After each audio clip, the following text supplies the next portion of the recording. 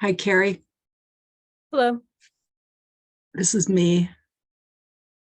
This is my backup. Okay. I'm trying to get in on my other computer now.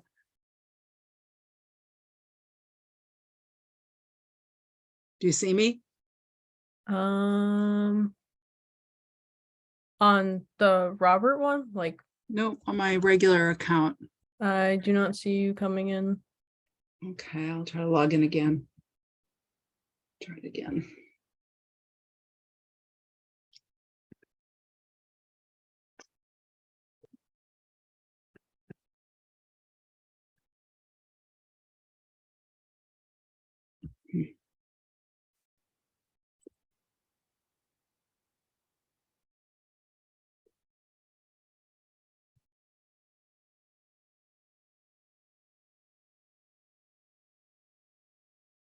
I was in the waiting room. It's not loading. Try a different way.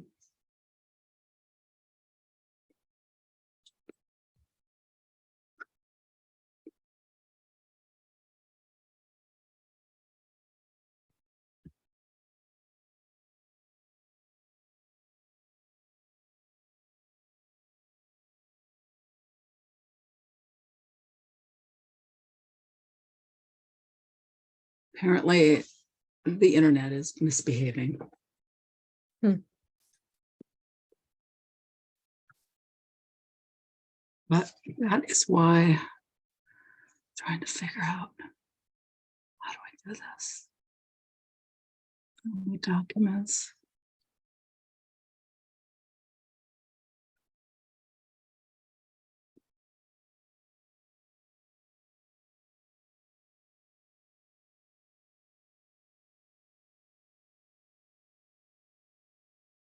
Hmm.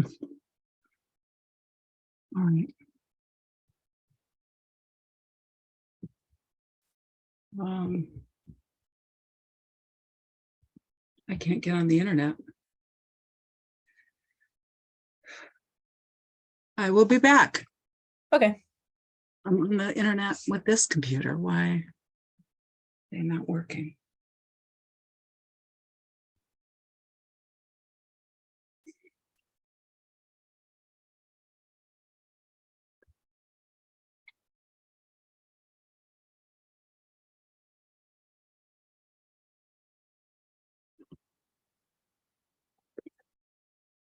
Just restart the computer. I'm glad I logged on a little early.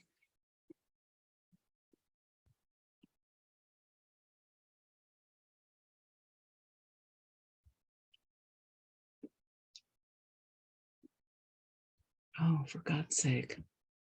Save. Save.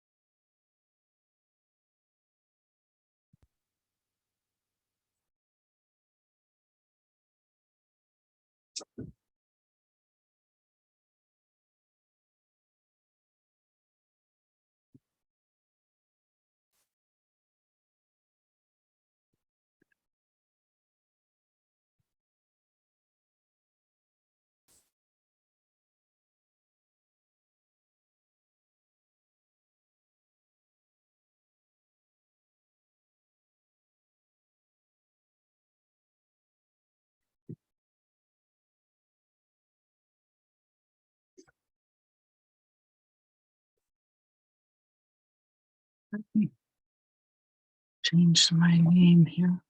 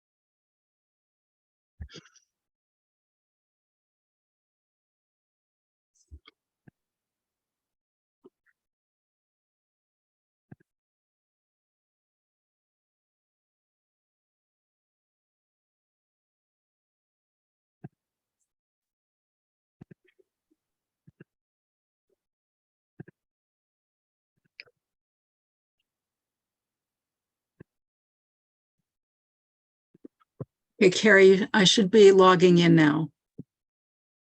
Okay. Do you see me? No, I still don't see you. Could you also make me, oh, well, I did.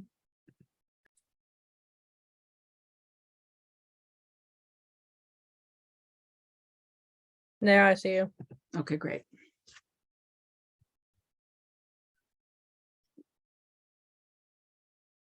Recording in progress.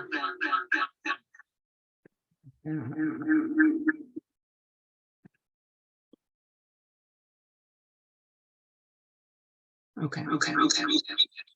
You guys hear this? Yes, but I also hear the echo from the other computer. Yeah, there's a wicked echo.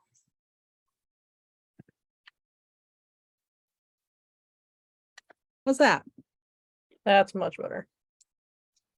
We try.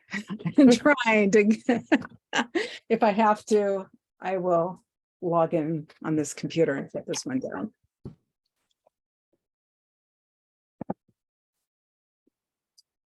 And we've got first on the agenda is Lux Fund. Hi.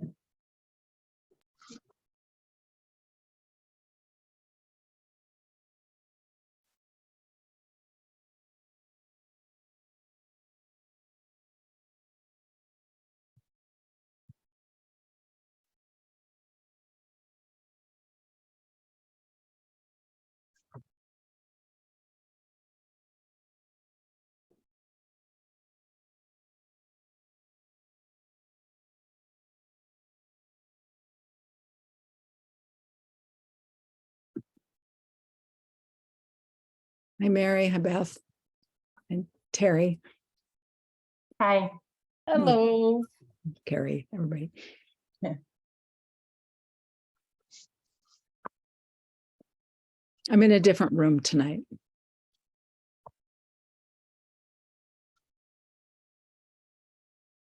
Hello. Nobody in my family wants me hogging the living room anymore. Banished. I like the picture of the wave that's behind you. It's appropriate, isn't it? It is. I What have is my it? cat with me again. This is, I have one that's sleeping here. She'll probably stomp on my laptop and make me lose connectivity. Yep.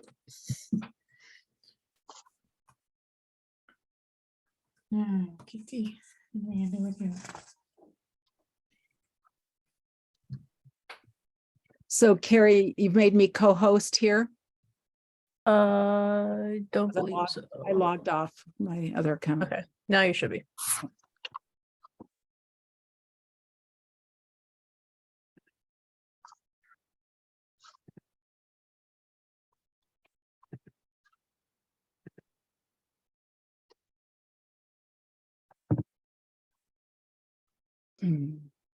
Couple more minutes and we'll get started.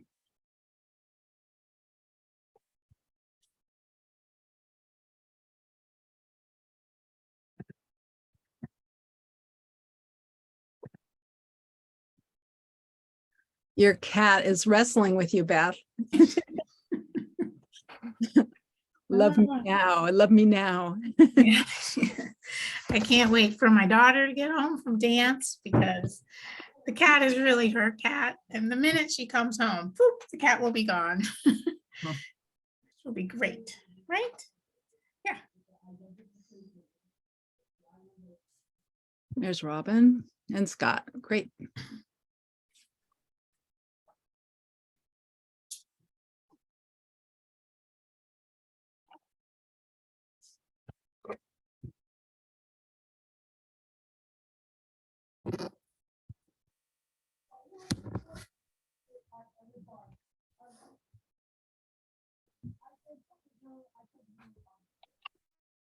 Hi, Scott. Hi, Robin. Start video. There we go.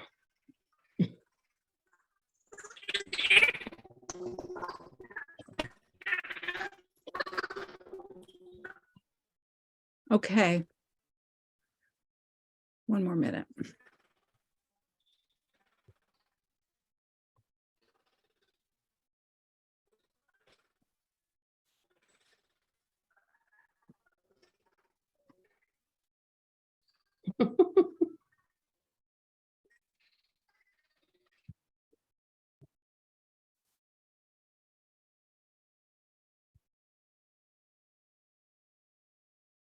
All right.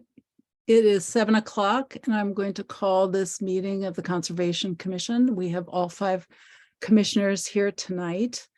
And for people who are on by phone, I'll just name everybody.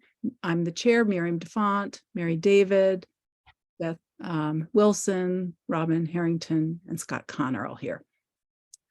And first on our agenda, we have a request for determination of applicability for 375 Locks Pond Road. And this is Terry and David Bernard. And I see Terry's here, or David? Yes, we're actually both here. Yeah. Welcome. So would you like to just take a few minutes and explain to us what you're going to be doing? We would like to build a, I don't know, Dave, do you want to take? No. Oh, okay. We'd like to build a 2-car garage.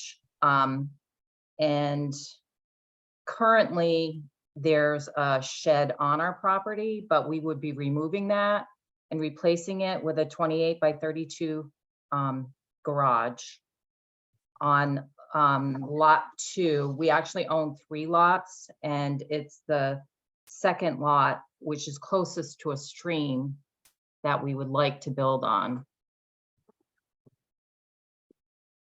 Okay. And do you own the property that has the A-frame on it? I was a little unclear about that. No, we don't. So, and this will be with a Doug foundation. Correct. And my recollection is that you're about 30 to 35 feet from the edge of the intermittent stream, or the stream that we had delineated. I don't know, Beth, you took a look at the property. I don't know if anyone else from the commission has seen it. Yeah. I was there with you. Okay, Mary was there. Yep. Is there a plan that they can show us where the, I can pull that up. If you want to give me 1 sec, there is. Let me pull up the RDA.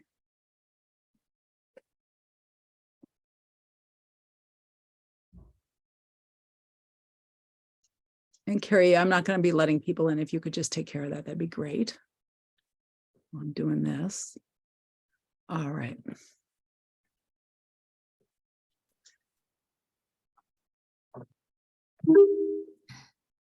What that was.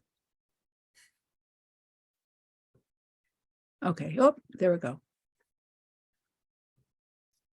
So right here is their house. Or no, is this your house in yellow? I'm a little confused. No, actually the house is in the front there. We just This here. did an addition on the back, which you see the green star. That's our kitchen. And then where the garage is on that plot plan is pretty much close to where the shed currently is. Okay. Okay. And so and I see 16 feet written there. Is that to the stream or is that to the house, or what is that number right there? That's actually to the stream. Oh, it's 16 feet to the stream. It's to the property line. Oh, it's to the property line. Okay. Okay. And this, so this has not been professionally delineated, but it's a pretty well-defined channel that this intermittent stream is going through. Yeah, and right, and where does it go exactly on the plan? I'm trying to look and Well, see. here is, can you see my cursor here? So this Yeah. is where the there's the culvert that's going under Locks Pond Road, and then the stream goes down here, and it kind of, it's been altered over the years. This channel is hugging the house. So, and then it goes down to this culvert under Lake Drive. And then, as you may recall, because we permitted a project at 14 Lake Drive, it's a buried conduit that goes to the lake and empties out into the lake. Mhm. It's very close to the border of our lot. Yeah. Mhm. So this is considered to be a buffer zone project because you're not working in a resource area per se. And where would you be putting a dumpster for the demolition? The dumpster's in brown, so it would be, on the other side. Okay. Then, of course, we'd have the silt fence where the orange, There is no demolition. well, The shed is being taken down and taken away. right. So, I mean, the shed will be taken down, but it'll be taken away. So it's not gonna stay on the property. Yeah. It's gonna be removed completely. Yes. Okay.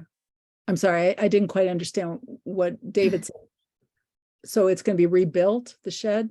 Yeah, somebody's actually taking it. Someone wants it. So we're gonna have them remove it for us and just, take it.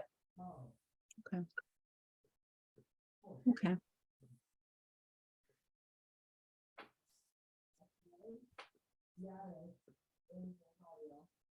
And for gravel or fill that you bring in for your foundation, would you be stockpiling it anywhere on site, or would you be just bringing it in and depositing it as you're working?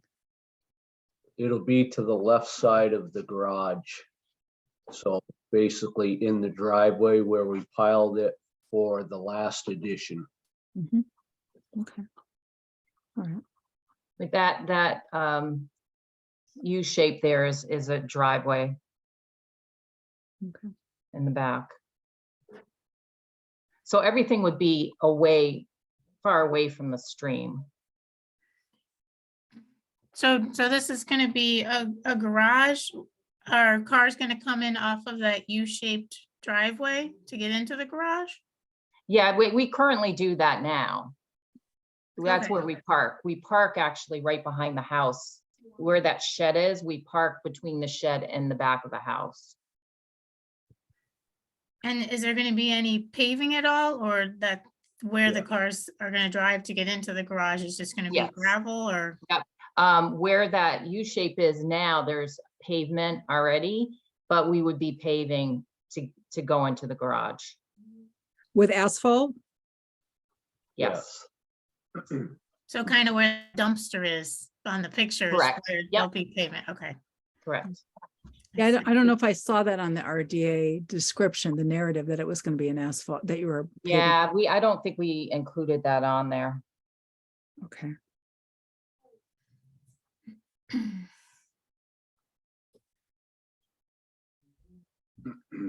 And then sort of to the north of there, heading towards the house, that's all grass, right?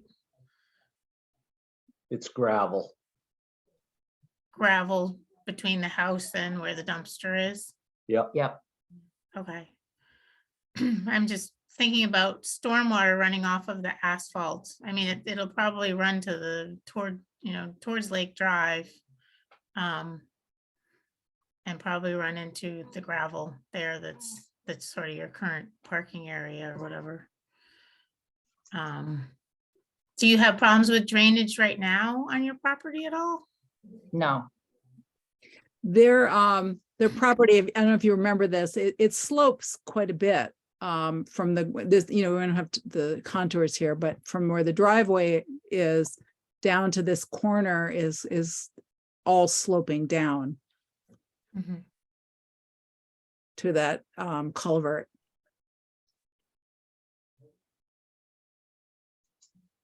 I think by building the garage, this will level out that part of it, though, the back part of it. That's probably the least slope.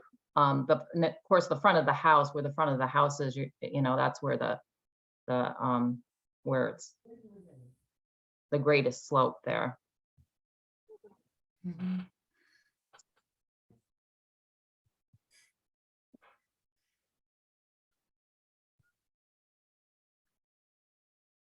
I guess I'd be interested in the square footage of the asphalt that's, the approximate square footage of the addition of asphalt on the property.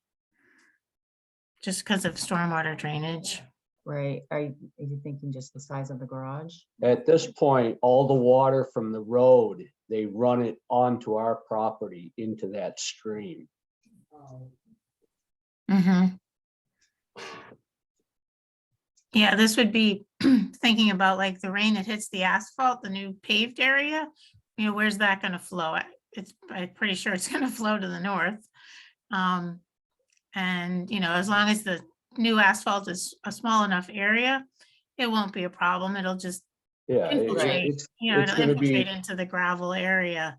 Right, I mean, it'll only be the front of the garage, garage. 28 feet wide. Yeah. It's not gonna be down along the side of the garage. It's gonna be up facing Locks Pond Road. Mhm, So it'll be 28 feet wide. mhm. Okay. Are you thinking, Beth, that you would want to see some stormwater containment in this area? Is that what you were thinking about? No, I'm just trying to figure out where the water would go, and if that area is already, That's a- basically gravel and grass, their whole yard there, I think that's enough infiltration area. If it's a small enough paved area, and it sounds like it's a pretty small area that they're thinking of paving. So Beth, what we're gonna do is we're gonna build a wall from the corner of our house to the corner of the garage and bring that level up Oh, so that water won't run towards Lake Drive. so Yeah, would this be like a retaining wall sort of? or- it will be, yes, because there's such a slope there. We're gonna have to bring the land up to keep water from going towards our house and towards Lake Drive. Yeah, this wasn't in the narrative. So how high a retaining wall? It will only be like 3 feet. It's just to level out the existing land. And that will level out with where your house is, or with where, like, Where Lots the- Pond Road? Where the garage is, Okay, there's quite a slope there. yeah, So the back towards the house, the walls on the garage are gonna stick up out of the ground a little compared to up by Locks Pond Road. okay.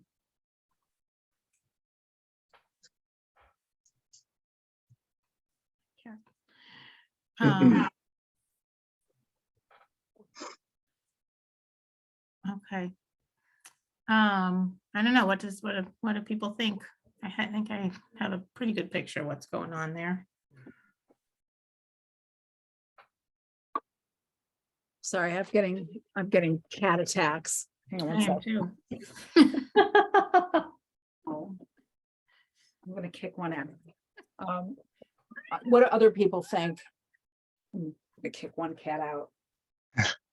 I mean, from what I see, I don't have any concerns, but I would certainly like to defer to the commissioners who have seen it on site and can picture what's being described in relationship to what they've seen.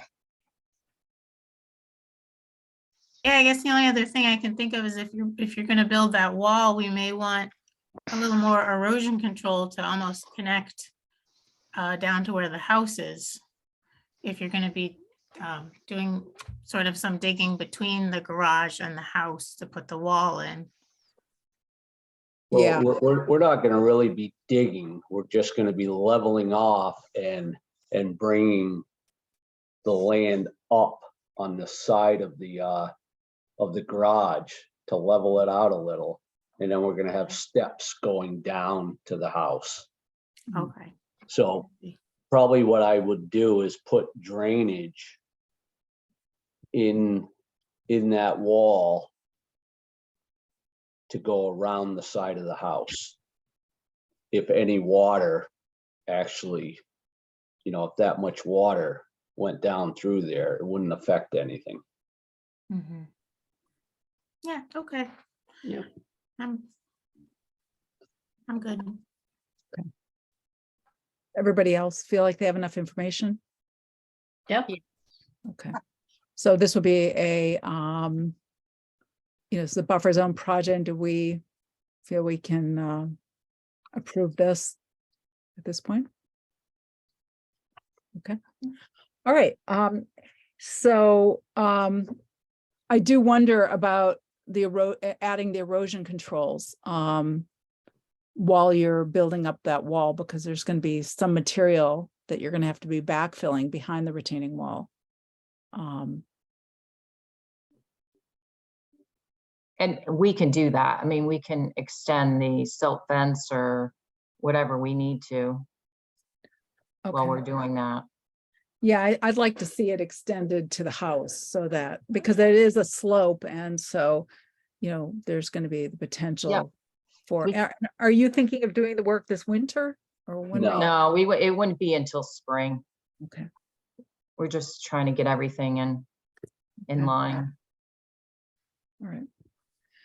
Okay, so, ideally, just as a point, we would prefer to have gotten the whole scope of the project in the RDA, including the retaining wall and the steps and, the pavement. So, does the commission feel like they need this to be revised in order to approve it, since it's not in the narrative? Yeah, I think we need it written somewhere, and it kind of, it's really more on the applicant to summarize all of the work. I wouldn't want you to have to try to do it in the order of conditions, because you might not actually say it the way they're thinking of doing it. Yeah. So I think they do need to at least just update the narrative. Okay.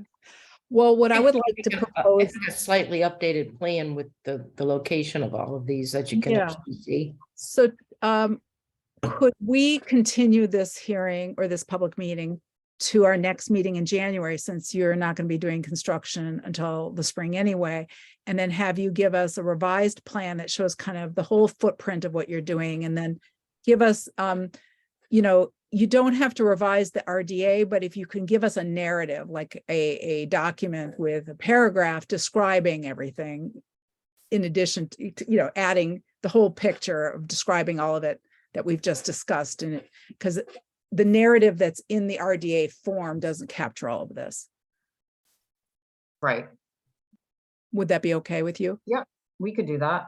So you're not really wanting the RDA form, you said, but the plan, the site plan would be something we'd have I to mean, if you want to revise. revise it, that's fine. I think, I would defer to the rest of the commission about whether they feel like they need the whole form to be redone, or whether, just providing an addendum with an expanded narrative would be sufficient.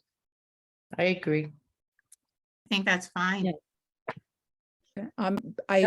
Penny, I see you have your hand raised. Did you have a comment you want to make? Well, I would just suggest that the commission consider asking for elevations on this, since it sounds like some significant changes are being made in addition to building the garage. That's all. I know you often ask for elevations on plans, so just to be consistent.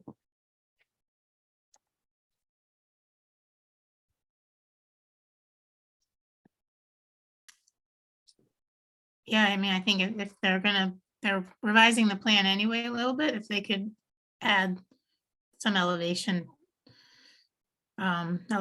of, especially the area that they're sort of raising up there would be helpful. Well, are we asking for an engineered plan with, contours? Because I think we have to be clear what we mean if we're asking for elevations. Yeah, well, I mean, you can get topographical lines, and you don't have to be an engineer to get those put on, and then you can calculate it yourself and put some elevation lines in. I guess I'm not requiring them to get an engineer. I mean, is this just for the wall part of it that you're looking for? Yeah, The part that's, yeah, I guess the part that's kind of being elevated there, it sounds like you're raising up, even where the asphalt's gonna go is kind of gonna get regraded a little bit and raised up. No, the asphalt's gonna be right where the asphalt is now. The only reason why I'm doing this wall was to try to make you people happy. I mean, I was just doing it so that, the water wouldn't run down the way it does now. I mean, if it's gonna be a fiasco, I won't even do the wall. So there really isn't No, elevation changes going on. You're just no, putting no. up you're putting up a retaining wall, kind of, and some steps Right. going down. Right, Yeah. That's how I understood it. yeah, it's Okay. not changing the level. And it's on the left side of the garage, away from the stream, so. I mean, we're not bringing the grade up, we're just putting foundation in, and there's a slope, so. The back of the garage facing Lake Drive is gonna have a little more concrete sticking out of the ground than the Lox Pond side of it, Mhm. you see, and I was just trying to keep the water from running down over, but. I mean, if it's gonna be a big deal, I just won't do it. Well, I think that the retaining wall is a good idea. I mean, I think that, I personally, I think that's a good design feature. And I think that, if you directing some of the water flow away from that culvert is a good idea, just because we don't want that culvert going under the Lake Drive getting overloaded. Right. With additional runoff. So I think, your efforts to minimize that are a good plan feature. Right, and that's what I was trying to do. Scott, did you have your hand raised? Yeah, I did. I agree with what's being said. I think for me, I feel like it can be described in some sort of addendum to the application. I don't feel like I need elevation shots or redesign here in terms of that kind of engineering detail to help make the decision for myself. All right, it doesn't sound like we're going to require that. What I think we would like to do is continue this meeting to our January 12th meeting. And I don't know if I have anything scheduled yet for January 12th, have we? I don't think we've scheduled anything yet. Do you know, Carrie? I'm just blocking on it. Let me No, see. I do not believe there's anything scheduled yet. Okay, which is amazing. So let's do it for 7 p.m. Let's continue for 7 PM. And if you could update your site plan with the details and give us, an addendum narrative. What I mean by narrative, a paragraph describing what you're doing in more detail, the retaining wall, the steps, if you're going to put a drain in, if you can put the drain in and show us where that's going to be. If you could extend the erosion controls to kind of contain the whole area of work. That would also be something I think we would be looking for. Okay. That makes sense to everybody? Do you Yeah. need the square footage of the pavement? Do we want them to tell us the dimensions of the paved area, the asphalt area?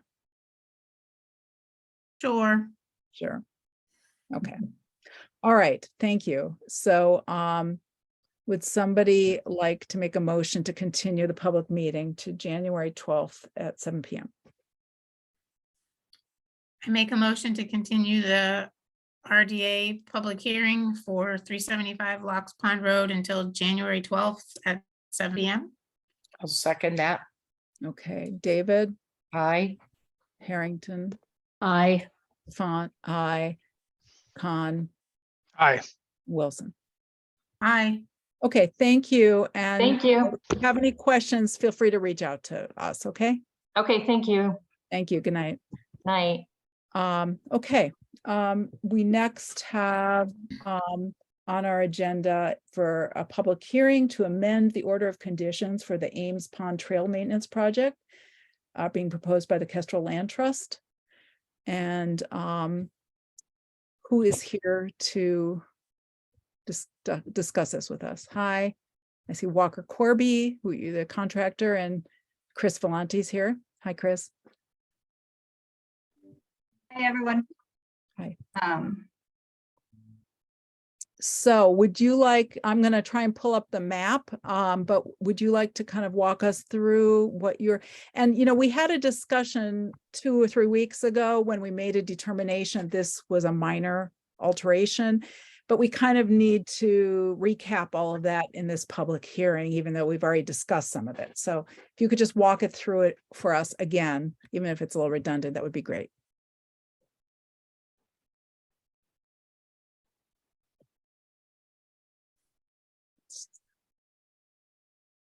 Somebody want to do that? I'm It's like sorry. It's like Chris froze up. Chris froze. I wasn't sure if I had frozen. Right. Would you like to talk about it, Walker, until she's unfrozen? Sure. So, let's see.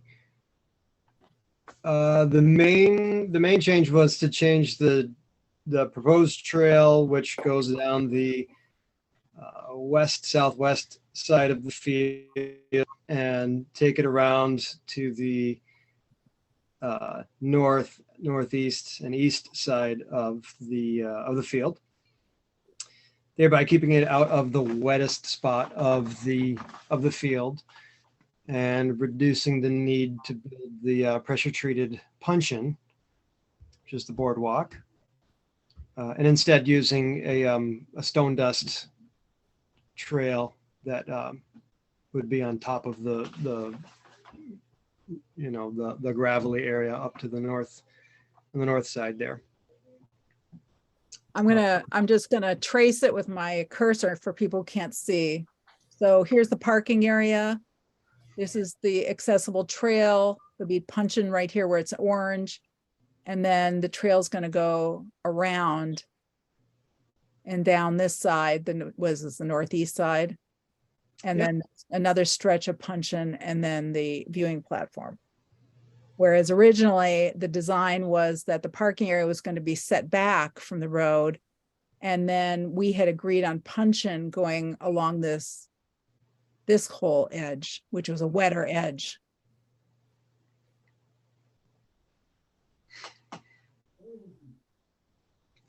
That's right. Should I jump in, Miriam? I think Yeah, I'm please do. reconnected. Yeah, please do. Go ahead. So that's one of 3 changes proposed to that meadow trail. The other 2 are that the 2 sections that pass through BVW are, or that don't pass through BVW are proposed to be compressed gravel rather than puncheon because of the drier, more gravelly substrate. Compressed gravel, we would expect to be more sustainable over time because puncheon can change because of frost heaves. It can become a little uneven, which makes it hard to keep an accessible trail accessible. The other reason we would like the compressed gravel is if we just use puncheon, we realized we would not have mowing access to the meadow from the parking area. Because you can't drive a tractor over puncheon, but you can drive it over compressed gravel trail. My computer has frozen. You guys hear me? Yep. Oh, Yes. We can hear I'm you. I'm unfrozen. All right, great. I was about ready to bail and try to log. Everybody's having trouble. Yes. All right. So I think we kind of walked through this and asked you questions last time that, and we had been kind of in general agreement that this was a more desirable treatment, that this had less impact on the resource area than the original design. Do anyone from the commission have any questions or comments? No No. questions for me. I like this design much better. Yeah, I agree. No questions. Okay, and any comments from the public? I can't see everybody because I'm screen sharing, so let me know if anybody's got their hand raised.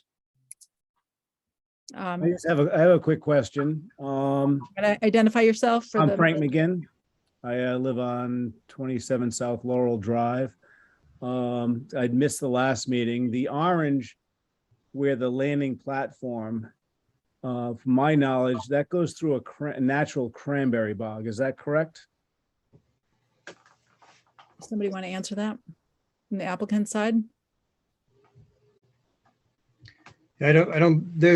I'm not sure what you're referring to as a cranberry bog per se. There's wild cranberries in that whole area, so I call Yes. it bog. So the beginning of that path up against the woods doesn't have it, but it goes straight through the cranberry bog area. All around that sculpture is Yes. wild cranberries. So I that's my only concern, is you're going to dig up those wild cranberries to put the gravel in. That particular section there that's the puncheon is there. So that's one of the reasons to have the puncheon rather than the gravel in those border vegetated wetland areas. So that long orange strip will be a puncheon, pressure treated with a plank on top of it, no gravel underneath it. And the platform will basically take all the sun away and kill all the vegetation underneath it. Okay, I'd like to, I want to give the applicants an opportunity to talk. So I'd like to take back the floor here. Thank you for your comments. Do you want to describe or respond to any of this? Oh, I don't hear Chris. Can I hand that to Walker? Because I got bumped off again. I missed most of what Mr. McGinn said. Yeah, so the construction of the puncheon, essentially we dig out maybe a couple 3 inches of the topsoil and install a little bit of gravel just underneath the 6x6. I believe they're going to be 6x6s. And they're about, I think they're 8 feet apart. So there's probably 1, 2, 3, 4 of those called mud. Call them mud sills. They go perpendicular to the trail. And then, yeah. I mean, presumably anything underneath there's definitely not going to get as much sunlight for sure. Yep. And the viewing platform there is situated over. There's an existing walkway that's there right now. Probably takes up about a third of the overall volume of what we would be adding on to. So as far as trying to keep the compaction to a minimum on all of these things as much as possible and allow access to for people that might not have the ability to get out there. Okay, thank you. Okay, any other questions from the commission at this point? No. I'm gonna I stop the screen share. Any I- more but- comments? I had one question, Miriam, on the, Yeah. just where the applicant is going to decide to start using puncheon on the north side of this tract, where it transitions from compacted gravel to puncheon. I'm just wondering, is there a delineation there that they're using to decide where that transition will take place?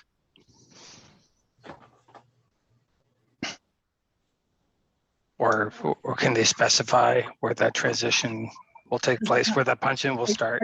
Are you Yeah. asking because it's not flagged in the field, Scott? This- It wasn't flagged in the field, but I'm guessing that they're gonna, that there's engineering plans, or that they have an idea of where it's gonna start. I'm just wondering if they have, how they've decided where it will start. Does it coincide with where the delineation will be? So this question came up last time too, and I'll hand Yes. it to you at Walker after I say a couple words, but we have the GIS data that was provided to us by SWCA, who did the wetland delineation. So the margins that you're seeing on the map, we are also able to find pretty accurately on the ground, and Walker has some good skills with that sort of thing, which he can tell you more about if you'd like. I think I understand that fairly well. So you're using the delineated wetland that was previously delineated, the geo-referenced line there, and that's what you're going to be using in the field to decide where you start the puncheon. So you won't be, the puncheon will be in the wetland area, and the gravel portion will be outside of the wetland area. That's correct, yeah. And we'll definitely have probably a 10-foot buffer beyond that anyway of puncheon. Great, thank you. I don't have any more questions. Commission, are there any more public comments? We're gonna move on quickly, I think, but we'll take another comment. Mary Lou Conca? Hi, Mary Lou Conca. I'm very concerned with what Mr. McGinn brought up, and I think it's a really not okay thing to destroy a cranberry bog, and I'm curious to learn if that falls under any you all's jurisdiction to not allow it. Thank you. May I respond? Would that be okay? Yes. So Mary Lou, we have the jurisdiction to condition this project to protect the resource area and the interests of the Wetlands Protection Act and our local bylaw. And if we decide to approve this project as it's been amended, we've already approved this project. I just want to be clear about this. We issued an order of conditions. So we had already made a determination that they were meeting the interests, and the project was permittable. In this instance, they are coming back to us with a change that is less impactful, that is actually taking the project out of the wetland resource area to some extent. And so that is why they're proposing it to some extent, is that it's going to have a less, purportedly a lesser impact than the original project that we already permitted. So that's kind of what we're deciding right now. Okay, so Mary Lou, okay. I don't know if there's anybody else who has other questions. Is there any other public comments? Miriam, could I finish my comment or my question? Sure, go ahead. Yeah, when you first issued this okay to go, did you know there was a cranberry bog there? Because I just find that a land trust organization would not willfully go in and destroy a cranberry bog, a natural resource. I just find it confusing. Okay. Are So there when any, you first, when you first gave out the issue, you know. Mary Lou, Yeah. you've kind of made your comment and Thank I you. thank you. I can want to, I'll take one more comment and then I want to ask the commission whether they feel like they have enough information to make a decision. So I see Zipporah, you have your hand raised. And Yeah, Vicky- thank you. What I'm hearing about the cranberries is the plants themselves are a concern, and I'm wondering if they can be moved.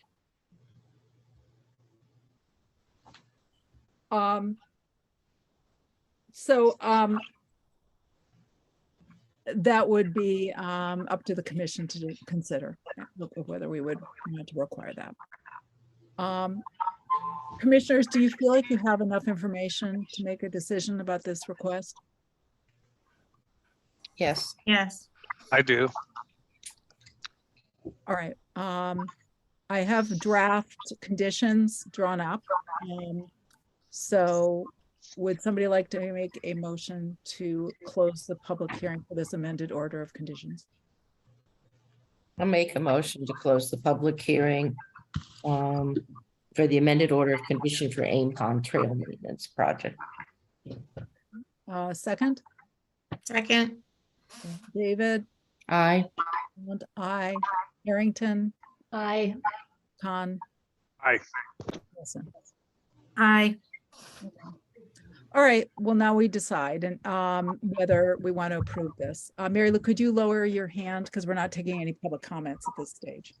Okay, thank you. All right. Are we going to approve this amended order of conditions? Yeah, for me, I'm good with this. I think this is the route that actually I think we, or at least I was very interested in pursuing from the get-go because it had less impact to wetlands. And I hear the concerns that folks have raised about the cranberries there. I've walked this trail personally many, many times. I picked cranberries there. I'm very familiar with where they are. And I'm not as concerned about the impact to the cranberries there. On the further north piece, for those who have been there, there's boardwalk going across the bog where there are cranberries going in and around. Some of them are coming right up through the boardwalk itself, and people pick cranberries there all the time. And so I don't think it's going to have a material impact on the wetland area there. And so for that reason, I'm good with it. And I agree with Scott, because it's not like that's the only area of cranberries in that, entire place. So. Yeah, I think the whole point is that what they're attempting to do is to create more durable trail surfaces so that people are not going to be traipsing through the wetland meadow and damaging wetland plants. Currently, there's only very primitive trails and people walk through them and they can tromp on, rare plants and sensitive plants. So by creating a more durable, more clearly identified public trail, it's actually going to protect that meadow. It also makes it's an accessible trail, which means that it is more available to the public than the current trail, which is not accessible. Right. That's another public benefit, I think. I agree. And I think people right now are going through there, and there are more sensitive plants there, like sundews and other rare wetland plants. They're probably much more sensitive and rare than the cranberries are. Yeah. And I think this will help protect those. Okay. So what I have done, can everybody see this document for the commissioners? Yes. So I took the original order of conditions and I'm not changing it, except that I had to change some of the findings of fact, and I had to change everything to amended order of conditions instead of the order. So here this was a number G. I just added the word original because, the original submission figures had priority habitat indicated. And then I'm just going to read this and hopefully I've got all the content correct from the narrative. The applicant has proposed changes to the design and layout of the parking area and accessible trail along the A series bordering vegetated wetlands. The revised plan for the parking area moves the parking area closer to Wendell Road with the use of geotextile fabric beneath a gravel surface. The parking area is proposed to be 60 feet wide by 36 feet deep and set back from the edge of the road by 5 feet as permitted by the Shutesbury Highway Superintendent. An 18-foot wide apron is to be installed between the road to the parking area. I don't know if it's the road and the parking area. I'll have to check that. Hold on one sec. I'm not sure if I got that. I'll just highlight it and check that wording. Blah, blah, blah. At least 3 inches of compacted hard pack, removal of 5 trees and invasive shrubs. The accessible trail will be relocated from the southwestern edge of the meadow to the northern portion of the meadow and extending along the meadow's northeastern edge to the viewing platform. The commission finds that the proposed modifications to the original plans are minor in nature and are more protective of the interests. Work shall conform to these documents. And then everything else, I believe, is the same. I don't think I've made any changes to the order from the original. Any revisions or comments? No. Okay. Would somebody like to make a motion to approve the amended order of conditions for the Ames Trail Maintenance project? I'll make a motion to approve the amended order of conditions for the Ames Pond Trail Maintenance Project. Okay, is there a second? I second. Okay, David, Aye. Stefan, aye, Harrington, Aye. Khan, Aye. Wilson. Aye. Okay, great, thank you. We will get this out in the mail to you. Thanks, Miriam. Is there an appeal period? Well, that's a good question for an amended. I don't know that there is an appeal period. I don't think, I don't have an answer to that, but I suspect there is not. Okay. Can you let us know? I can do that. Okay, thank you.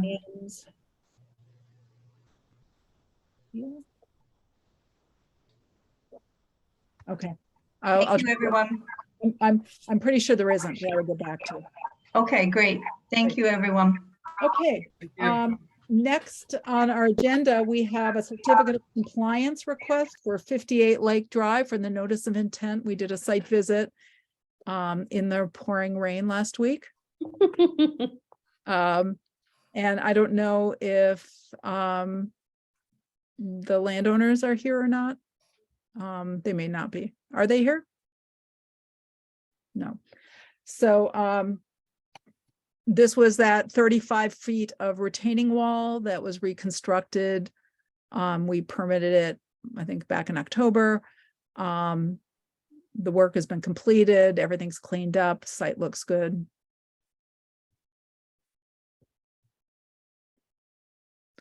So, Yeah, I was pretty impressed because I saw it before when they were asking for permission to do it, and I was pretty impressed with what they did. yeah, looks good. So, any discussion?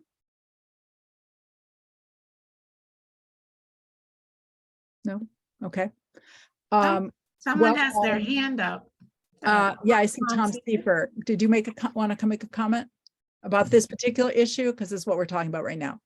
Yeah, I threw my hand up at the end of the last issue. I wanted to know if you could send out whether there's an appeal possible to the general public somehow, or how I could also find out that answer. I can email you, Tom. Thank you. That would be great. Okay. All right. Would somebody like to, I have a draft of the certificate of compliance. Do you guys want to see it? It's a pretty simple thing. So we're not requiring an as-built because it wasn't an engineered plan, I'm assuming. We're in agreement. We're not going to require an as-built certification. Yes. Yeah. Do you need to see the draft or do you want to just approve? You know, I know the form. There's not much to see. I don't need to How see much I it. can get wrong. You're wrong. But you never know. Okay, well, would somebody like to make a motion? I make a motion to issue the certificate of compliance for 58 Lake Drive.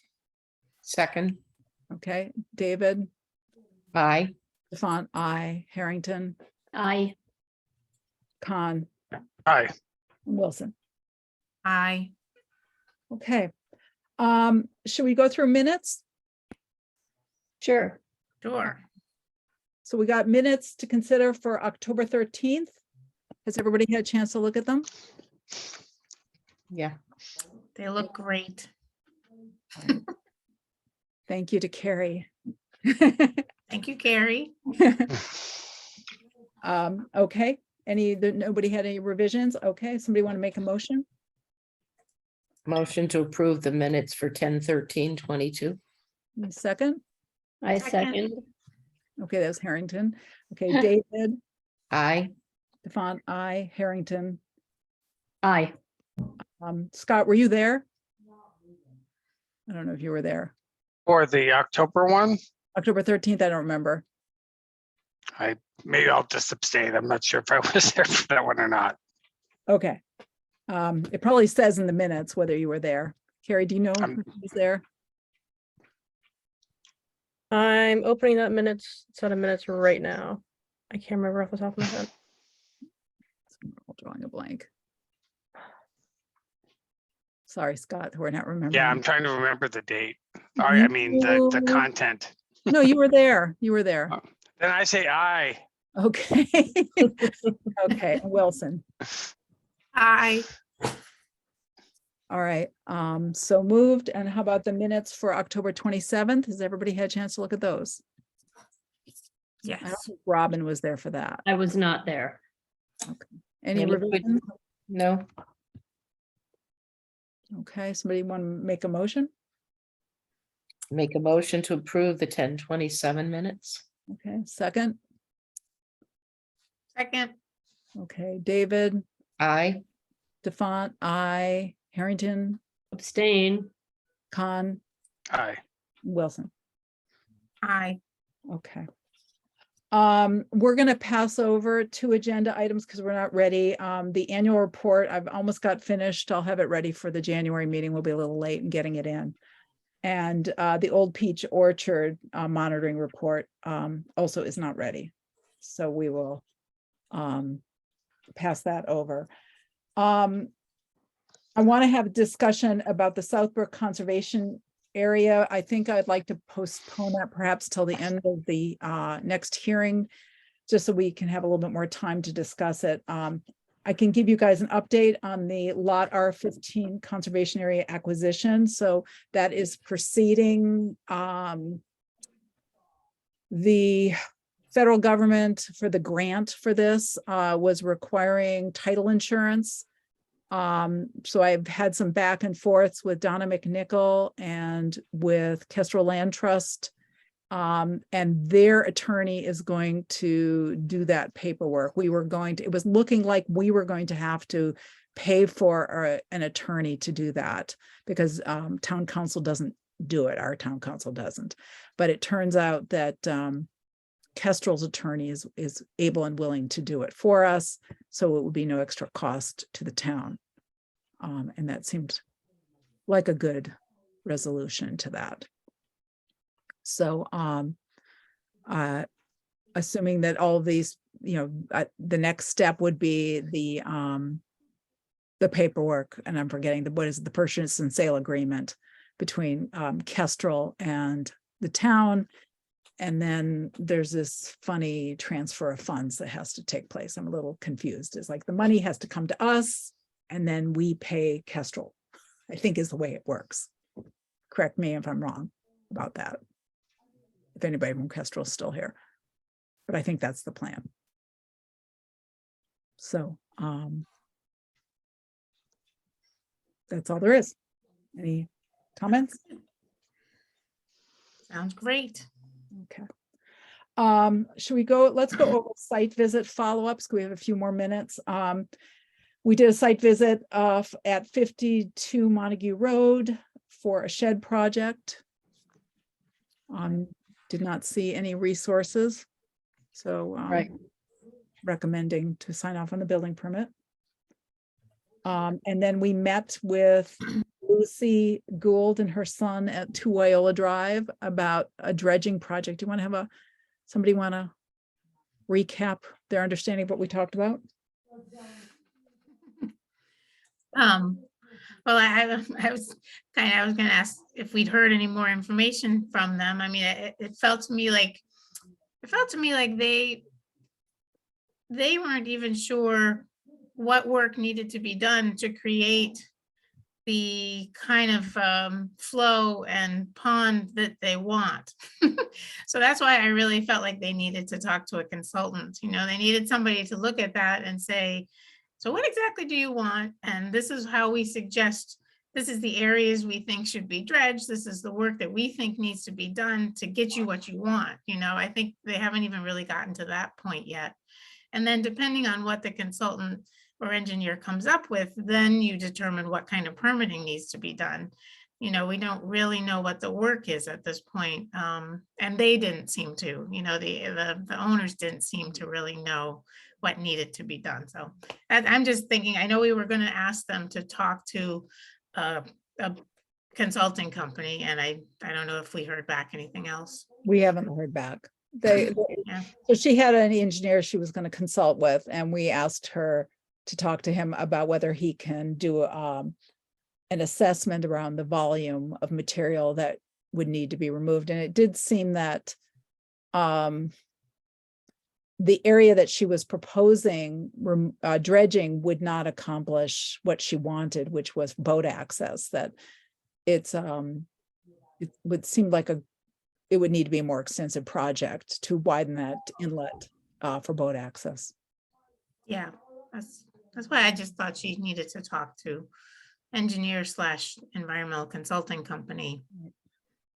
Yeah, so that's where that is. And just for the commission to understand, and also for the public, the volume of material that has to be removed for a dredging project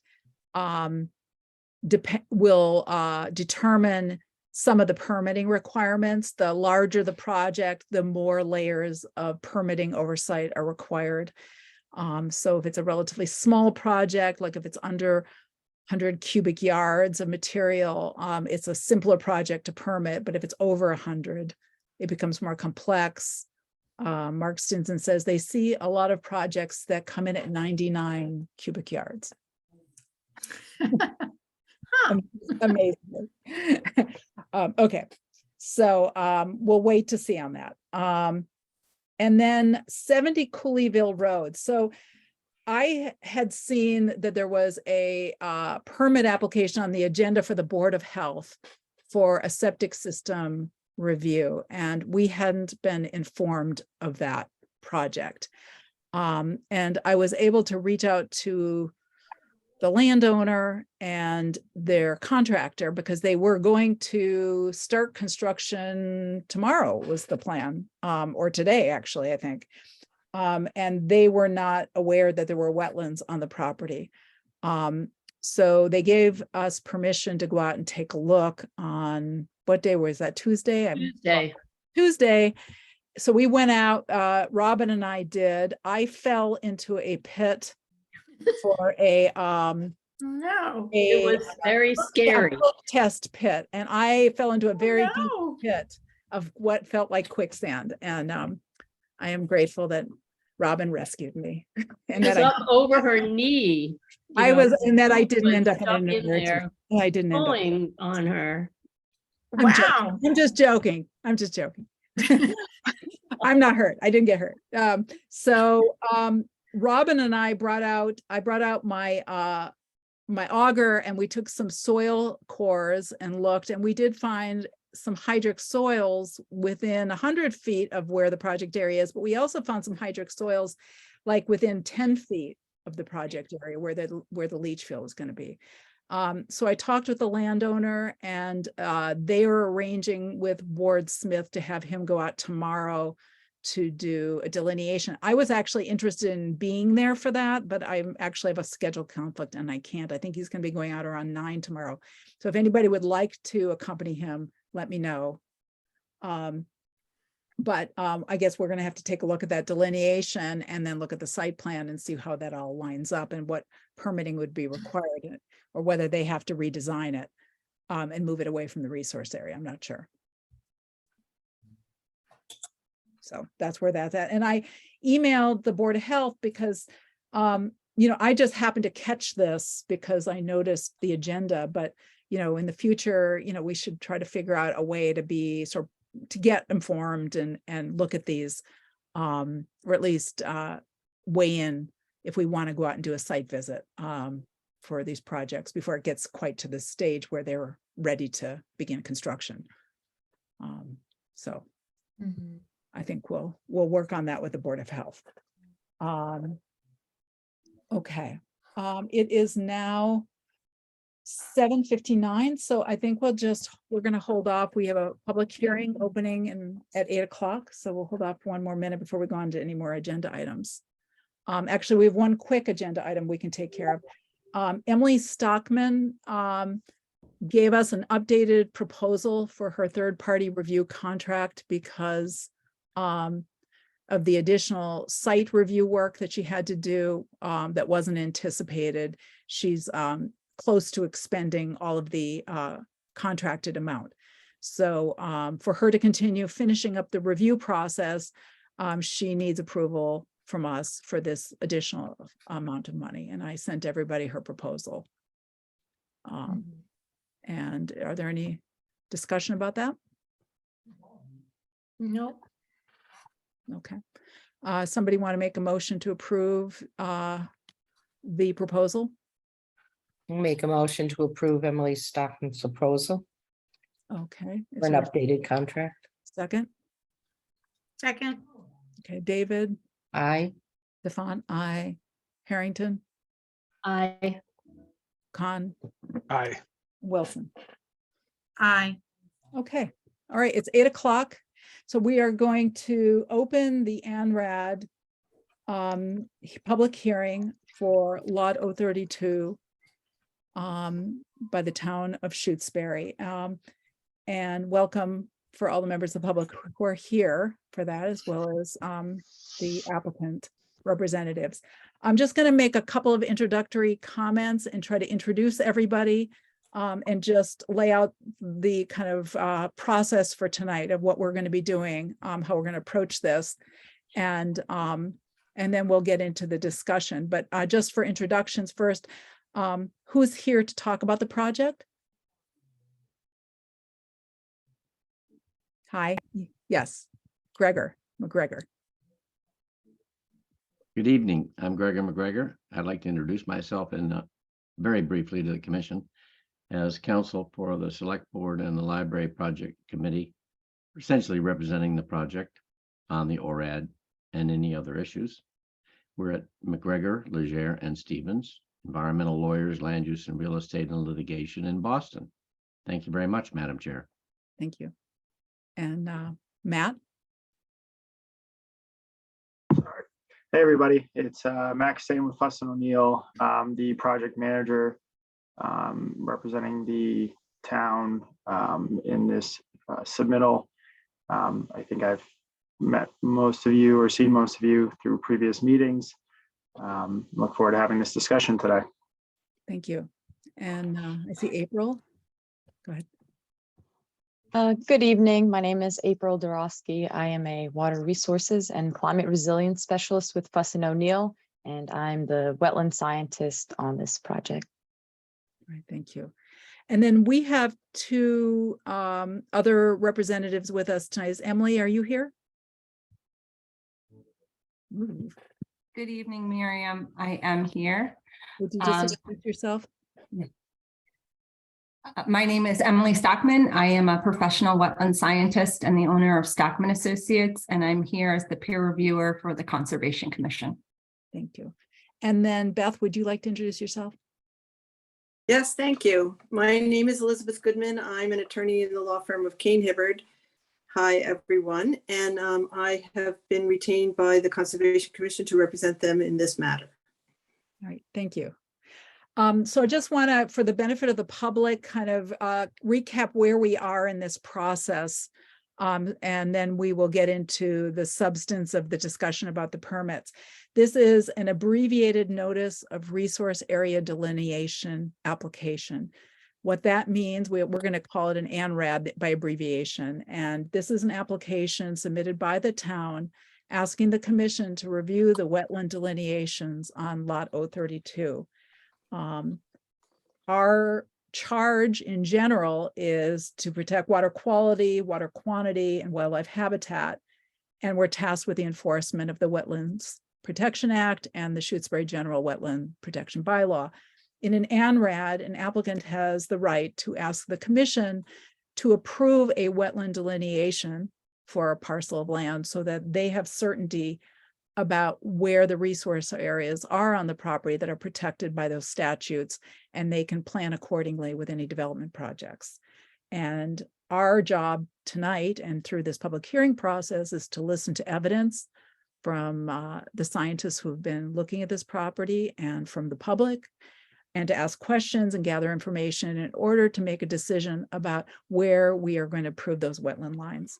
I just want to make clear that we are not going to be talking about specific projects tonight. There are no projects proposed at this point, and we will not get into any discussion beyond the wetland delineations. And so for comments from the public, we really welcome input, but we would ask people respectfully to keep their comments confined to the task at hand and the matter that we're considering, which is the wetland delineation work.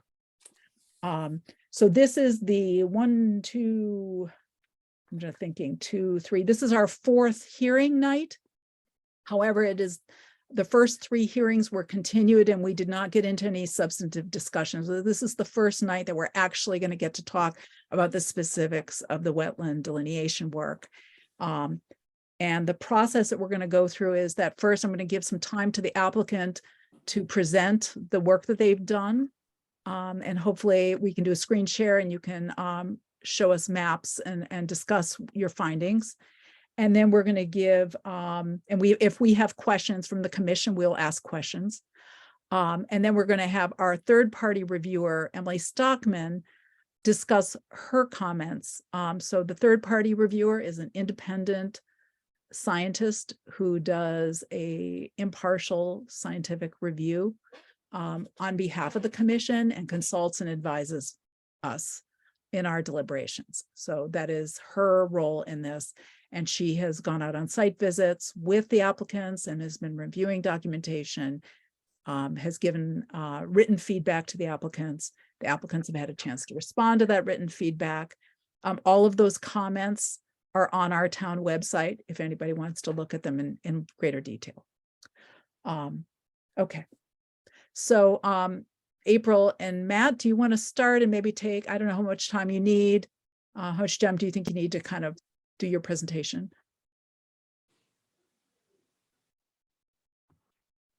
I do have a revised, just marked up map to share with the commission.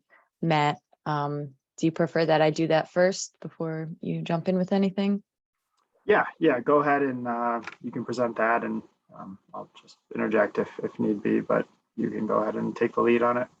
Okay, April, could you also, just for everyone's benefit, sort of walk us through the stages of this process so we can kind of track what's happened? Because, you know, we've been following it, but not everybody who's not in the meeting here tonight has been tracking all the changes. So Sure, I'll go over the timeline first and then I'll bring up my map just so I don't distract people with the map first. So on behalf of the town, we submitted the ANRAD on September 30th. We received a response from Mass DEP. They provided comments, which we responded to on October 10th. It was about 5 comments or so. And part of that response included updating our cover letter and overall, our responses to Mass DEP's comments included provisions and updates that we would take into consideration for future updates to the maps. We conducted a site visit with a peer reviewer, Emily Stockman, members of the commission and town on October 28th. That was the first site visit. After that site visit, Fussin O'Neill, myself and another colleague conducted an additional site investigation on November 11th. And we analyzed the data from that site investigation. During that time, we used that site investigation to also allow ourselves to provide our response to the first round of comments from the peer review. Those response to comments were provided on November 22nd. After that set of comments, there was an additional site visit with the peer reviewer, Emily Stockman, and with the town and members of the commission on November 28th. After that, Emily Stockman had provided a second round of comments on December 1st, and Fussin O'Neill on behalf of the town provided a second round of response to peer review comments. So there has been coordination back and forth, multiple site visits, and a lot of technical conversations during this period, during the site visits and during the additional site investigation. Certain boundaries of the wetlands were adjusted and changed in response to comments from Emily Stockman, and also during, to perform a more comprehensive review and understand the site. Many people know that it is an extremely disturbed site with a lot of complicating factors. So that leads us to where we are today. As Madam Chair mentioned, there were some Conservation Commission meetings that were held in the meantime during that time period. And this is the first time that I'm really able to attend and describe what's happened. So with that, I will share my screen. Okay, can everyone see my screen? Yes. Okay, thank you. Can you blow it up a little bit more so we can zoom? Yeah, sure. That's better. Okay, so this is an overview of the site. We have Leverett Road, the entrance along the little horseshoe driveway in the front, mowed area, and then a more forested portion of the parcel. The parcel's outlined in red, and the yellow area is the ANRAD review area. This map is not a finalized map, but it is a markup of a previous map that we had sent to the commission. And the intention of sharing this today is just to show you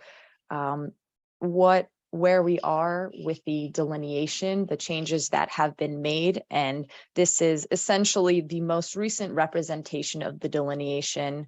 Part of those conversations and comments included us saying that the town will hire a professional land surveyor who will go on site and locate the flags to high accuracy, which is why this map has not been updated, but that professional land survey map will have all of the flag locations, and that will be part of the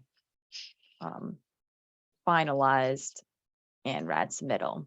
So just to zoom in here, starting on the kind of top left corner is a bordering vegetated 1, BVW 1, starts in the forested area and extends into the field. This is part of the mowed area, and this is an area that was additionally investigated by Fussin O'Neill, myself, recently as part of the peer review process. this wetland boundary was changed, and we have reinstated the original BVW boundary 1 line. April, And do you want to explain that process just for everybody's benefit? Sure. During the additional site investigation, 3 soil pits were dug to about 3 feet or so within this mowed lawn area. As you can imagine, when grass is mowed, it's difficult to identify the vegetation. This delineation, the first delineation was conducted in August, and this was a drought year. So that adds another complicating factor to this area. And looking back at aerials to the 1930s or so, this front portion has been cleared since then and likely was tilled. So the soil investigation was to further understand the subsoil conditions to a much deeper level, and gather more information on that, because the initial hydric soil indicator redox dark surface that was observed in this area has some user notes indicating to kind of investigate further where the hydrology is coming from, whether it's coming from the groundwater or that redox dark surface is seen oftentimes in plowed fields. And that was the reasoning for going back to this area to try and figure out if this mowed lawn was a wetland because of wetland hydrology. You have to like actually wait 10 minutes to see. Oh, yeah. I'm Could you hearing please mute yourselves? Thank you. or to try and understand the story better and see if the source of hydrology was elsewhere. During that soil investigation, I identified an AP layer. The A horizon, top horizon, was plowed. The boundary was quite clear, so that was kind of the first clue to me again that this area had been disturbed. And my thought for redelineating this area was that the mowed area, because of the plowing history, but also because of the mowing history, was the redox that was observed there was due to compaction and not wetland hydrology from the groundwater, because it was very bright soils underneath. So that line was adjusted, and upon after an additional site visit and comments, this wetland boundary that was initially delineated in August will be the boundary that we provide for the surveyor to locate the flags for. So it'll look generally like this. And there's a 100-foot buffer zone from that. Oops. This BVW2 area is another area that during the peer review process slightly changed. The very first submittal of the ANRAD included this as an isolated vegetated wetland area, but because there is a small inlet structure behind this house, just right about where my mouse is, or actually maybe a little closer to where it is right now. Water likely would flow from that wetland to the inlet structure, which had a pipe to the pond, which was connected to a wetland over in this area. So this IVW was updated to a BVW area. During that additional investigation, a soil pit was dug a bit, to the left of this BVW area as well.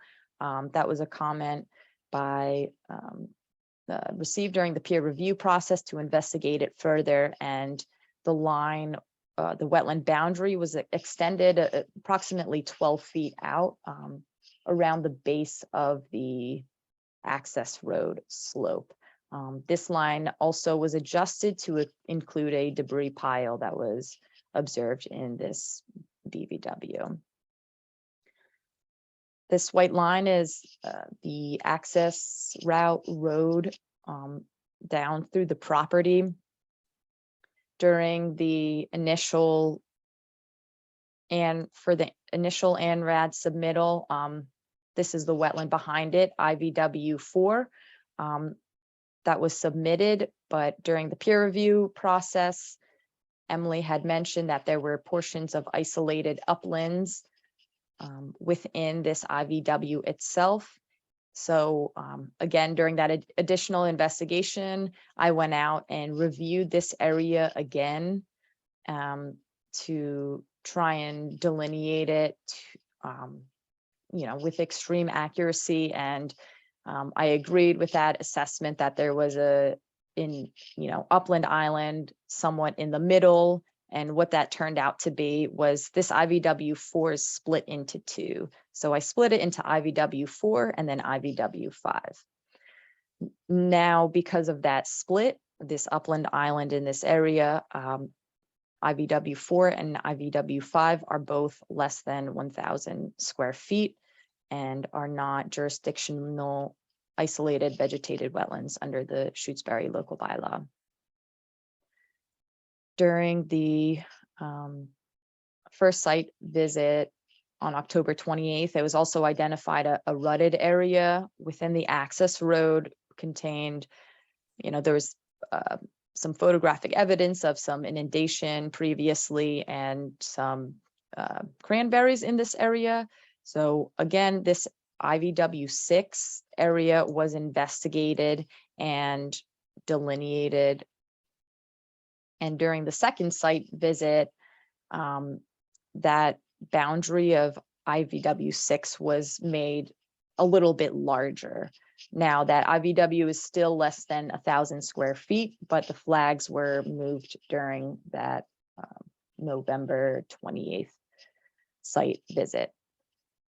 Also during that November 28th site visit, there was an area of inundation off of the access road, approximately in this area. Again, I just drew that in as a representation, and what that looked like, there was a rainstorm the night before. So this site hadn't, I have not observed inundation in this area during my previous site visits, but during the November 28th site visit, we observed it. So I went back and reviewed it and delineated this area. You can see it's a low, generally low-lying area. The pink flags are around the boundaries, and the inundation essentially matches where the wetland boundary is, which does make sense. And there's a distinct change in vegetation between the wetland boundary and upland boundary in that area. And this was approximately 200 square feet. So again, not jurisdictional under the Shutesbury bylaw. So that brings us to, what the map is going to look like for our ANRAD submittal after we have the survey performed and those flags are located. They'll be represented, and an updated map will be provided to the Conservation Commission with the ANRAD submittal. Thank you, April. Do you want to just touch briefly on BVW3 as well as the site BVW and the no contest line that you're proposing? Yeah, sure. Thank you. I apologize. I got so excited about all these little IVWs, forgot about the one proper wetland on site. This is BVW3, and it originates off site and continues. It's really defined by a change in slope. And there are some channels that connect it kind of, in this sinuous manner. And there is one important part that I want to mention of BVW3 that will be represented in the ANRAD, that the boundary between these two flags, I believe it's 3A 114 and 115, will be left open. There was debris and refuse observed in this area, and it's believed that there's a possibility that there could be a buried wetland in this area. but the debris is, 3 feet deep, where it's not feasible to dig that by hand to kind of delineate. So equipment and machinery would be required to understand where that boundary actually is. So for the submittal, we're proposing to exclude this boundary, and from the commission's review, because this boundary will be identified during restoration activities, which the town is currently figuring out. And then the final piece was the no contest line. This kind of shaded green area is the Mass DEP mapped wetland. But during, my walking transects along the boundary, there are wetlands closer to the boundary than mapped. And part of Emily Stockman's comments included options about showing the 100-foot buffer zone. And based on that, the plan is to show a no contest line 100 feet into the boundary to indicate that, we did not delineate any wetlands off-site. They're on private property, but that no contest line will represent that the buffer zone will conservatively be assumed to be, let's see, if I can draw it in. It'll, of course, won't go through the wetlands, but look something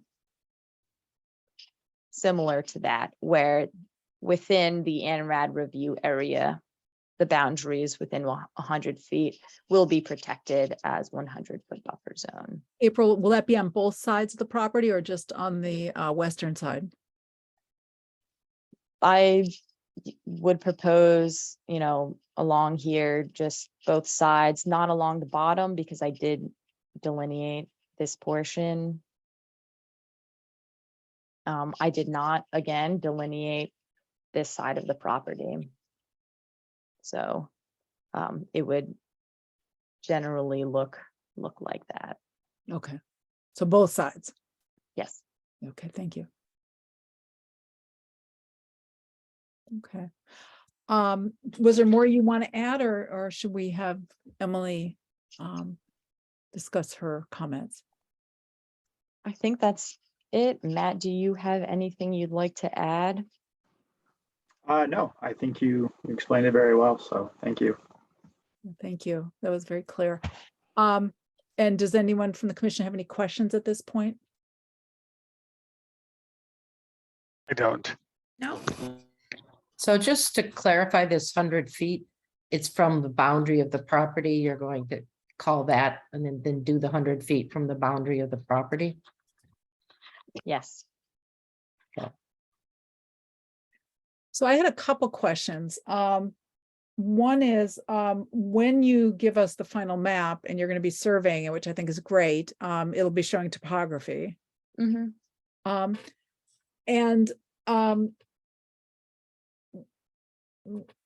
So that's good. The other question I have is, in looking at BVW3 and your delineation, given that there's fill, it's an odd shape to this wetland. There's these channels that we observed that clearly were anthropomorphic, or human-made channels that were observed. And how do you know that you got, when you were doing your delineation of those boundaries, how do you know you got below the fill line, that those areas that are considered, they're being delineated as upland were not just more of the fill?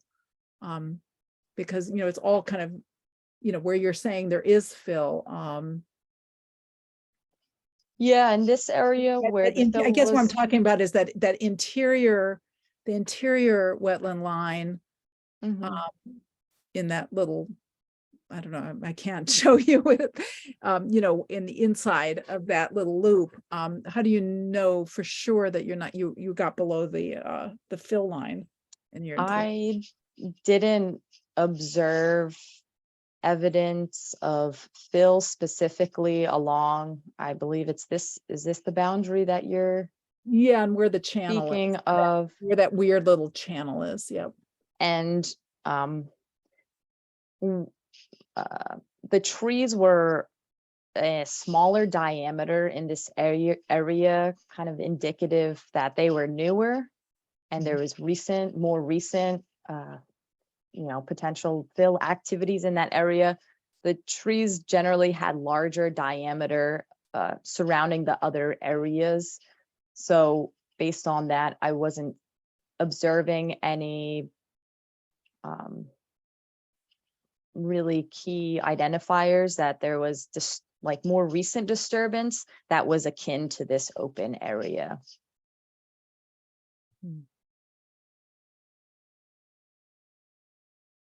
Okay. All right, thank you. I'm not frozen, am I? No. No. Okay, thank you. Got quiet. Emily, would you like to kind of walk us through your analysis? Certainly. Thank you for that introduction, Miriam. Can you hear me okay? Yeah. Thank you, April, for that summary. I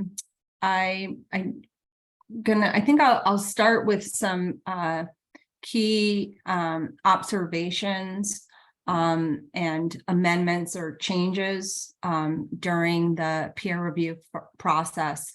The first topic that I want to make sure to discuss, because I'm not sure if it's been clearly stated yet, is that with the original ANRAD submittal, the entire property was being submitted for review. And subsequent to the first peer review site visit on the 28th, there were some questions along the southerlymost portion of the property where a hydric soil or a wetland soil of Pillsbury was observed along that westerly property boundary. And at the time of all the site visits, the property bounds had not been professionally surveyed or staked in the field. So with the assistance of April, we were utilizing GPS to approximate the property line. And a concern was that the wetland in that area may, in fact, encroach into the southerly portion, the southwesterly portion of the lot.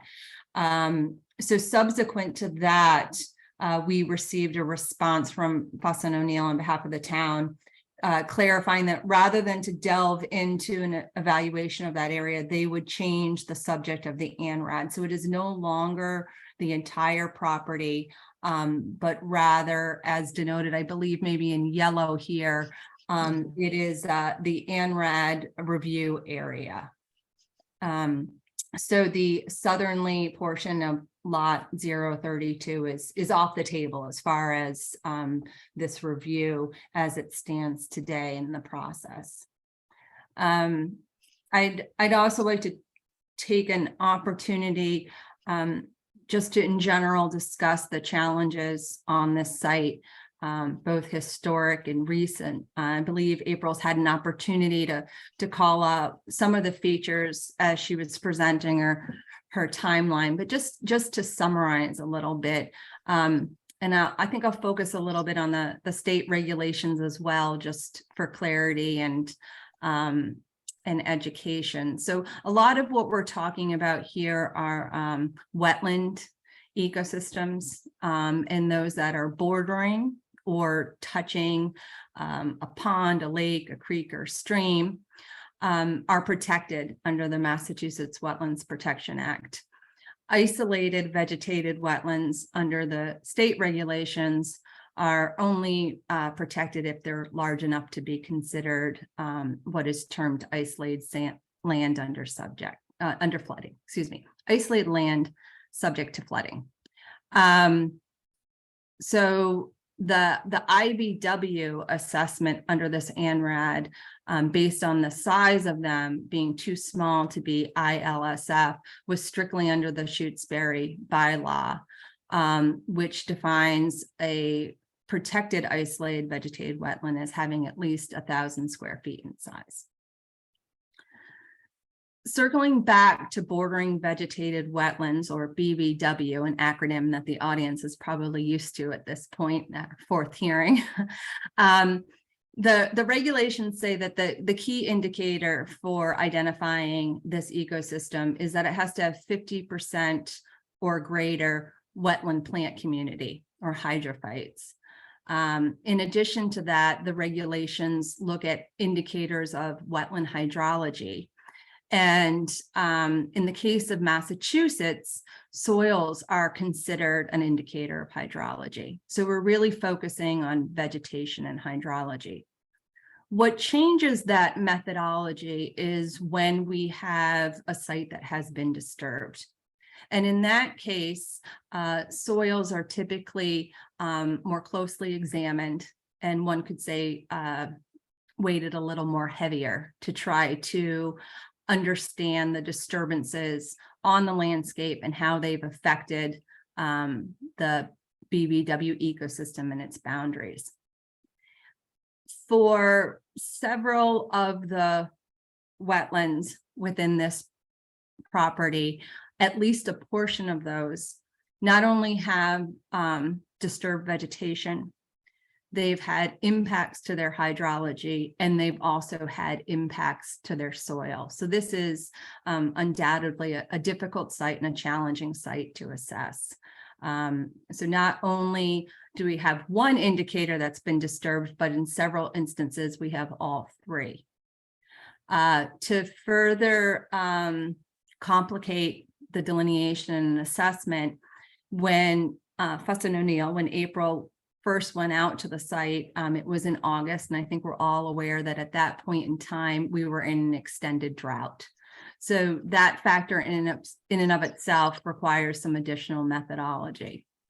And then furthering on, continuing with the process, the 2 site visits that were performed during the peer review, I would say the first was right on the cusp of the growing season ending. And certainly when we were just out there on the 28th, we were outside of the growing season. And a lot of our indicators when assessing wetlands are tied to the growing season. So that was another complication on this property. So there was a great level of detail that went into the original assessment, and certainly within the peer review process and additional assessment by both Fussin O'Neill and myself while we were out on the field.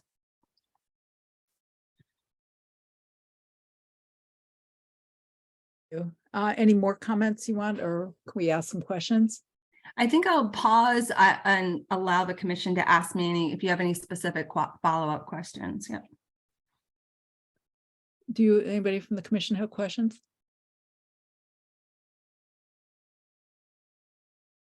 I guess I'd like to hear Emily's response to Miriam's previous question about BVW3 and how she felt about some of those lines in regard to, I guess, debris and other things that are back there. Certainly, if I may, through the chair, I'd be happy to respond to Beth. Yes, so I had mentioned the disturbances on the site, and this is a great opportunity for me to talk not just about the more recent disturbances, but the historic disturbances that we were able to evaluate based on an assessment of historic aerials going back to, I believe it was 1938. So the area proximal to the IVWs as well as BVW3, based on our assessment of historic aerials, had a history of vegetation removal and earthwork. And so there are several images where you can see exposed soil. And when you go out onto the site, my read on the landscape was that there was a tremendous amount of both excavation and piling, just based on the anthropogenic characteristics of the mounds and the depressions in that area. This was further supported by an evaluation of soils, which showed a very shallow or surface soil development under or overlaying what was previously a C or a parent material horizon. So instead of having that standard soil profile development of an A horizon, a BW subsoil horizon, and then getting into your parent material, there was evidence that soils had been removed from the area. Furthermore, and there is a limitation to scale associated with it, but furthermore, the soil survey for this area does depict the BVW3 and IVW landscape as a mapped upland soil. And so the landscape presented to me as one that had been excavated and piled, and I would hypothesize that BVW3, at least in part, is anthropogenic in its origin. I believe that it was created. Yes, thank you. And just to clarify, if it is anthropogenic, it's still jurisdictional. That is correct. It meets the characteristics of and the definition of a BVW as it exists today. In the Commonwealth of Massachusetts, our regulations protect anthropogenic wetlands. That's why one of the performance standards, when an applicant has to alter a wetland, they're allowed to replicate it. And that replicated wetland, which is also anthropogenic, is then protected moving forward. So yes, it is protected today. So my question, just to follow up on Beth's, because I am curious, so there's evidence of piling and removal of material in that BVW3, which is obvious looking at it, that it's been it's a modified area. But in understanding where the boundaries are, I'm concerned about going just based on sort of a guesstimate based on trees. If we don't know what the depth, if there haven't been any like test pits, we haven't looked at the depth of fill to really know where the,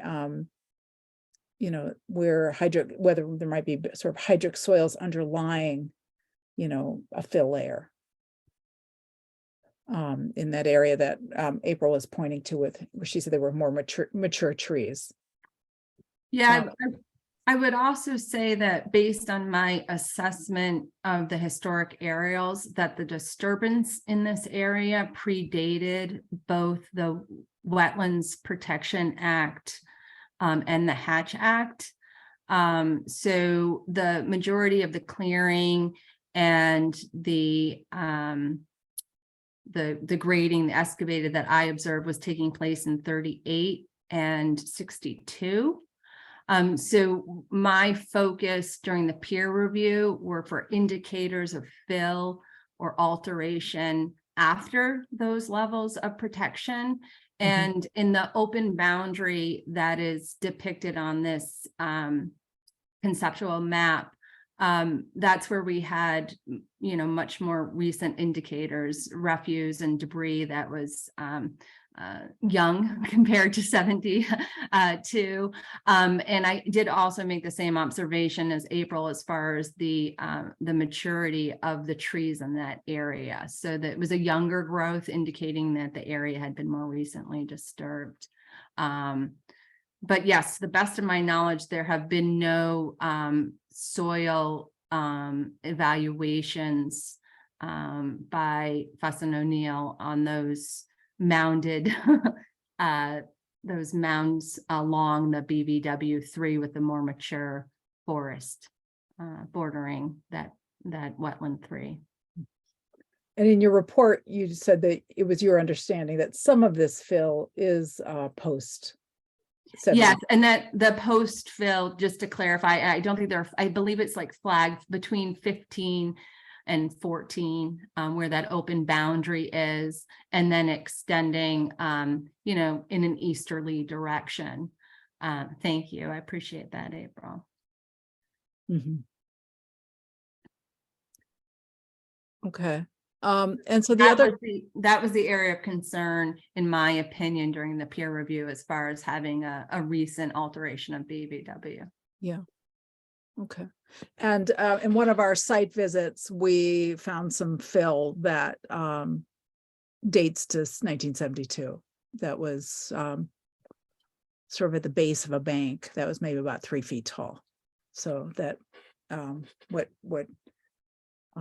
know if April said 3 feet or not, but I think she might have said that. That kind of. Madam Chairman, if I could ask a question too. Yeah, go ahead. Sorry, this is Attorney Goodman. Hi, Emily. Hello. So in this BVW3, there's a note. It says no boundary shown between 3A flag 14 and 15. But are you confident that there is a boundary that can be determined, say, between 14 and 13 or 13 and 12?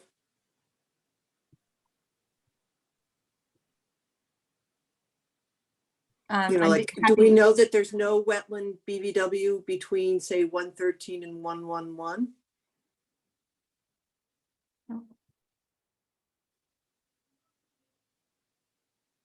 Sorry, I lost you there for a little bit, Beth. Oh, sorry. Can everyone hear me? Yes. Yep.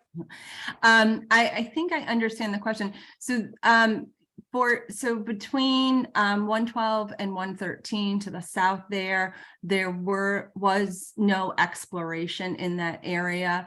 There was no evidence at the ground level that there had been a more recent potential fill event in that area. Okay.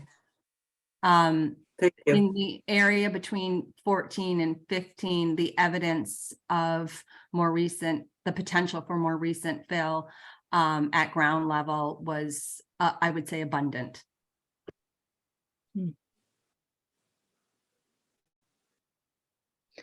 My recollection, I'd have to go back and look at my notes from a site visit, was that in this area sort of that Beth is mentioning between 3A 111 and 3A 113, while it looked upland, there was buried and partially buried metal debris.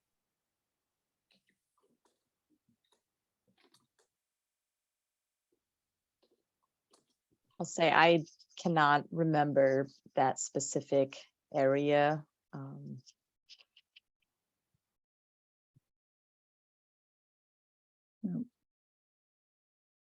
I can't say, you know, from our site visit, I can't say the depth of it. We didn't investigate that, but that was, you know, we did notice metal parts and some flattened metal pieces. Right. Okay. The other question I had, Emily, has to do with the IBWs on the access road.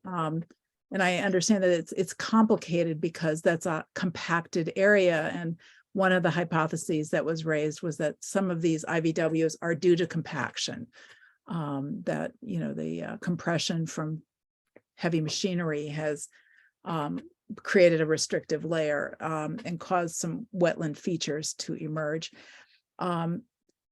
Is it possible, when you look at this and we see this kind of pattern of a bunch of little IBWs, is it possible that underlying that is a deeper layer of hydric soils that perhaps wasn't observed with regular auger testing in the field? The IBWs that I observed in the field did not present that way. There are instances where you'll have a naturally occurring series of IBWs, say along a hill slope. And then as you head down gradient, you'll see a more substantial bordering vegetated wetland complex. In this instance, the IVW is presented to me as anthropogenic in origin. They are along an access road and in areas that were excavated. So it presents as a a perched hydrology that is just not well drained because of compaction and changes in wetting front. Do you feel that there needs to be any further investigation around that area in the BVW3, or do you feel confident that that line is correct, Emily? I am comfortable with the line for BVW3. Again, my read on the landscape was that it is likely that this was a wetland system that was created by excavation. And that is why it presents with that odd shape, which is quite linear in a characteristic in several locations. Towards the west, there was likely a more natural portion of the wetland because it has that shared boundary with a natural system off the property. I do understand the commission's concerns in regards, if I've heard the comments correctly, I think the corner between maybe 13 and 14.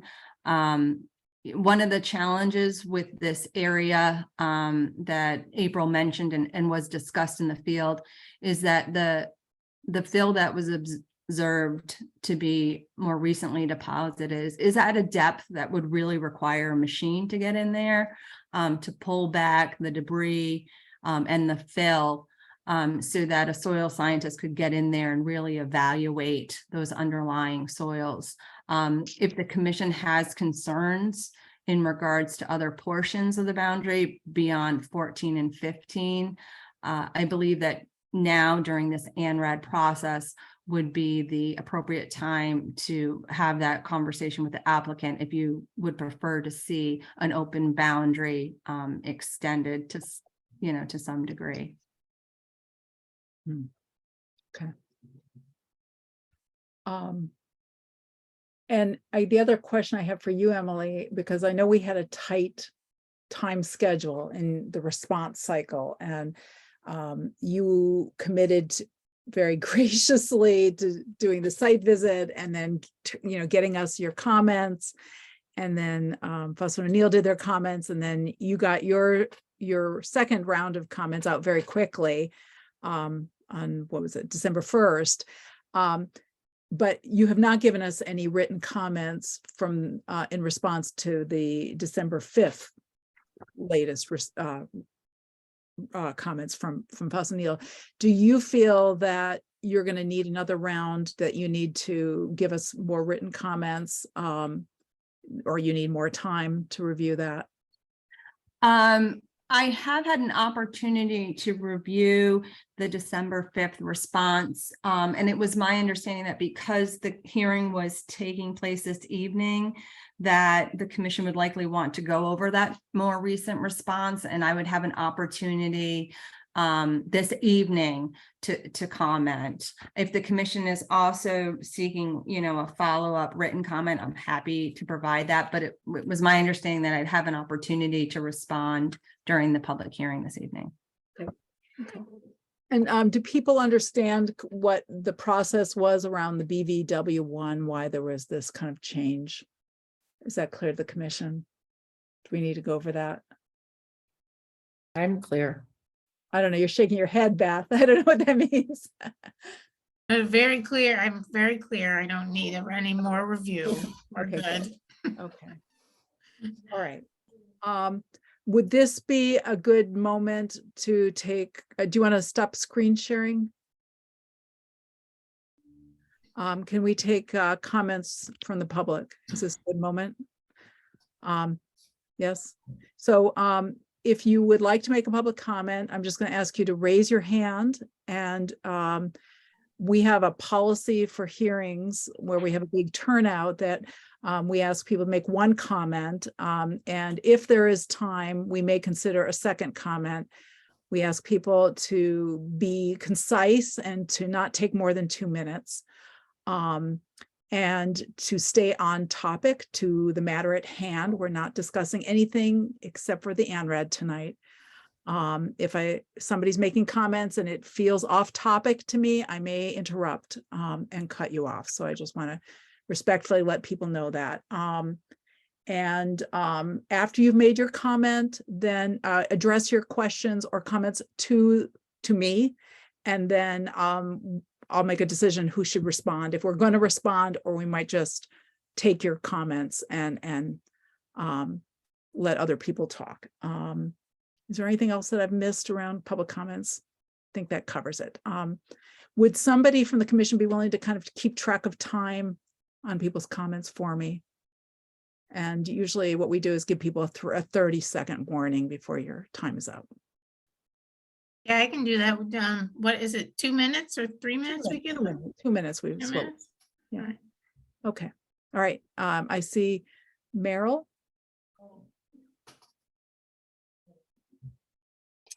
Good evening, and I want to thank you all for doing so much hard work. A lot of scientific information we got, and I want to bring it back a little bit to a different level, and that is that we all are in agreement that Lot 32 is a really heavily used, mowed, lived on piece of property, and it has been used for decades. And I'm asking the Conservation Commission to keep their requirements in line with the actual land use. I'm not really sure what the purpose of delineating, redelineating, and splitting hairs to the level that's happened here, whether that's really productive for the town. And now to also bring in lawyers just sets it up to a whole new level. The town, the applicant, has bent over backwards to respond to every request that the Conservation Commission has been making. And I feel that I'd like to see more collaboration rather than an adversarial approach to this work. And I also really want to hear from all of the commission members. I think they have a lot to offer to this process, and to keep this moving forward for the town and not getting bogged down in every detail. It seems like it's a moving line, and that every time, you know, one line changes, then another one moves a little further forward, and it's just going back and forth forever. So I just asked the Conservation Commission to really think hard about making this, winding this process up, make it happen for the town, move it forward. I think you've heard very strongly from the town that they care very much about protecting the wetlands, the bordered vegetated wetlands, and making sure the town is protected, but at the same time not wanting to spend so much time, cost, money, everything on just dragging out this process. So again, I thank you for all your hard work, but let's move on from here. Thanks. Thank you. Okay, Mike Vinsky. Hi, thank you. Mike Vinsky, 391 West Pelham Road. I'm concerned about what is located there on lot 032, and I appreciate all the work the Conservation Commission has done to find out what's there, especially in terms of protecting our water resources and our wetlands. The question I have is that BVW3, that portion that has an undefined boundary, what is the significance of that? What is that going to mean going forward, that area is not defined? And how is that going to, how might that come into play further down the road as far as not having a defined boundary? Okay, thank you. I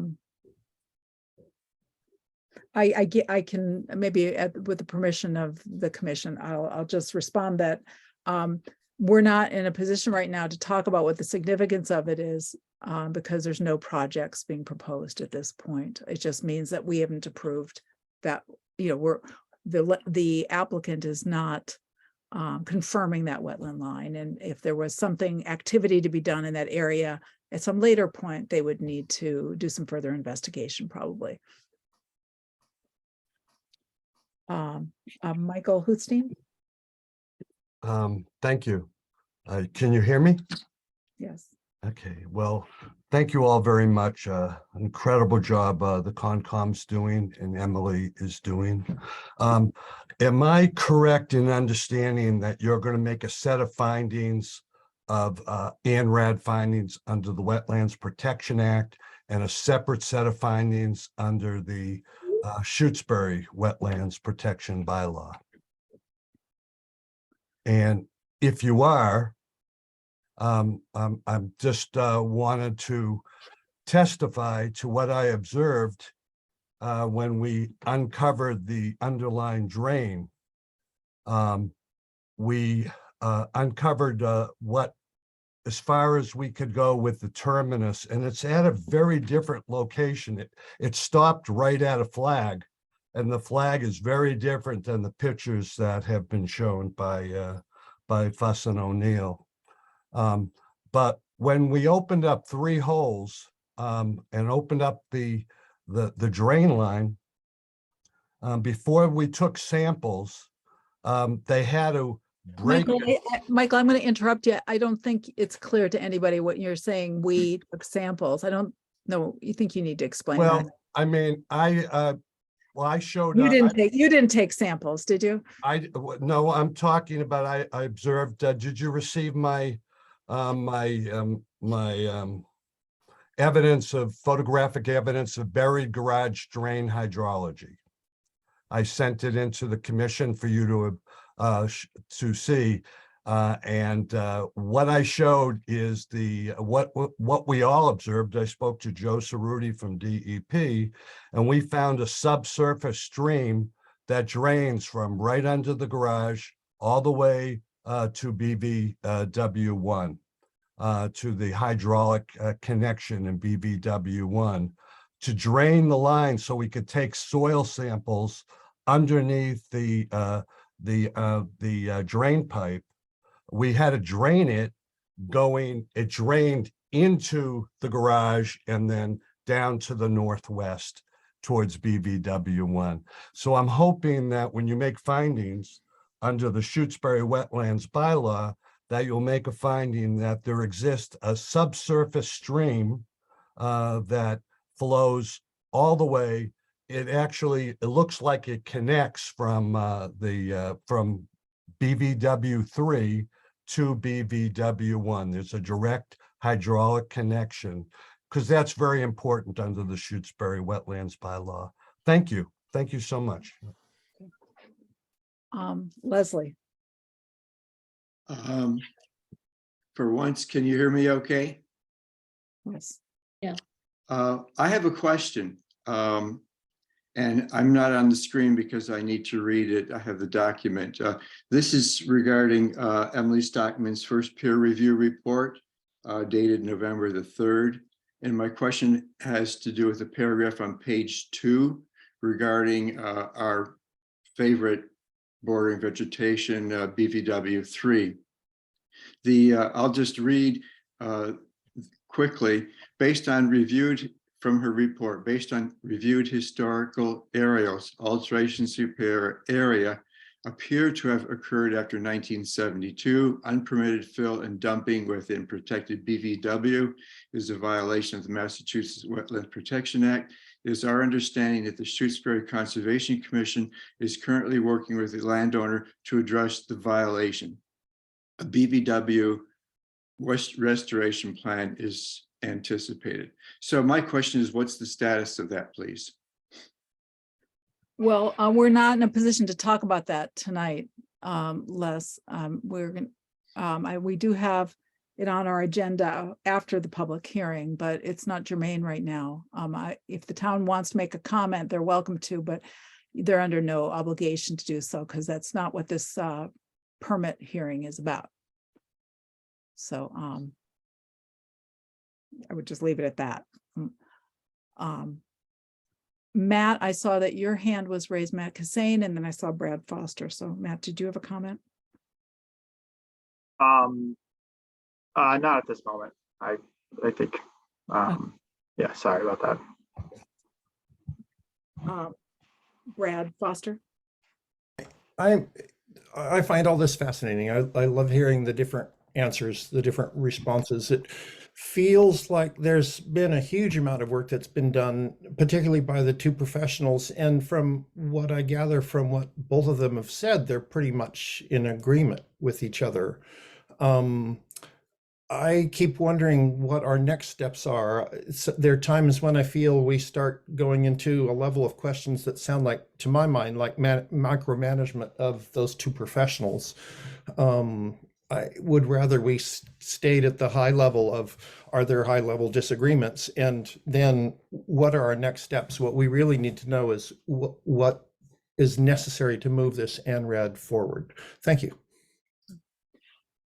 Brad, I'm going to respond to that just because somebody else raised the same issue. And I just want to clarify what the purpose of a public hearing is. So the determinations are made by the commission and the wetland delineation will be approved by the commission. We make those determinations based on our review of scientific evidence and testimony. And it's our job to question the scientists, query them, investigate the matters so that we have a full understanding and we have an understanding of what the scientific basis is. And then we deliberate and we'll make determinations. And that's what our obligation and our job is as we're tasked by the Wetland Protection Act and the Shutesbury bylaw. So our querying and asking questions is our due diligence. We're not trying to be picayune or petty. We need to understand things thoroughly, and then we will make determinations. So we are doing our job, and we all want to move forward, and we want to see this ANRAD result in a determination that is appropriate and correct. And that's what we're working on right now. Does anyone have anything else they want to add about that? Beth, do you have any comments about that? Do you want to add, Beth Goodman? Yeah, there's always more than one Beth. Yeah. No, I think you're entirely appropriate. The end result will be an order, hopefully, of resource delineation, but obviously, I think the applicant has said they are not ready to provide the final map for approval to you tonight. Am I correct? That is my understanding. So for people to understand, with ANRADs, the outcome is called an ORAD, which is an order of resource area delineation, which is an order that we would craft with input from Emily Stockman, who assists us. And we would spell out which wetland lines we are approving. And it does get very picayune. I mean, we will name the specific flags in that order. So it gets down in the weeds because we have to name exactly which flags we're approving and which ones we aren't approving.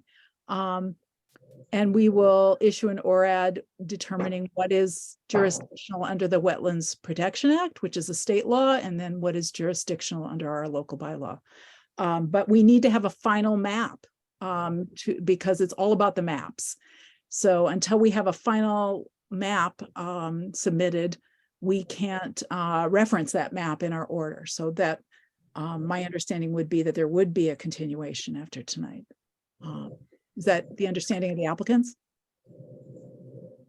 Yeah, that is our understanding, that we would be, pursuing a professional land survey of the wetland flags, and then, submitting that updated map, then the other updated elements of the ANRAD, and then seeking issuance of an ORAD at the next meeting. So I know that you've asked to get a consensus from the commission before you before we continue the public hearing and you go on to produce those maps. So perhaps we should have a discussion about that, but I just want to see, before we get to that stage, is there any more comments from the member. Well, and Emily, I'm sorry, Madam Chairman, but Emily was going to discuss the, her response to the comments. Oh, absolutely. Yes, absolutely. Yes, let's do that. If that's okay. I see Michael DeCara has his hand raised. Michael, do you have a comment? And then we'll go back to Emily. Yeah, it's just a quick question with the undefined space between 14 and 15, which I think is the place where the debris is buried. In the context of not having a final map, how can someone explain, like, it sounds like you have to get permission to pull the stuff out to then figure out what the map is. So what's the sequence to, is that required to be done before the map is finalized, or is it unnecessary? I think, correct me if I get this wrong, everybody, but my understanding is if we don't approve a line, or if the applicant is saying we didn't delineate, we're not delineating this line, so we're not even asking you to approve that line, then we don't approve it. And it's just it's just not delineated. So it'll be an open, the figure on the map is going to have a line for the boundary of the wetland, and there'll be a section where there isn't a border because it hasn't been delineated. And we would probably spell it out in our findings that those 2 points are not being approved. Is that correct? And if I can just clarify, to step back and get the larger picture, obviously the purpose of an ANRAD is, or an order defining the resource areas, is that the jurisdiction under both the state statute for the Conservation Commission and under the bylaw is that if someone comes into a wetland area and alters it, then there's jurisdiction. You need a permit to come in to a wetland resource area and alter it. And you really need permission to even work in the buffer of certain wetland resources. Those are considered protected as well.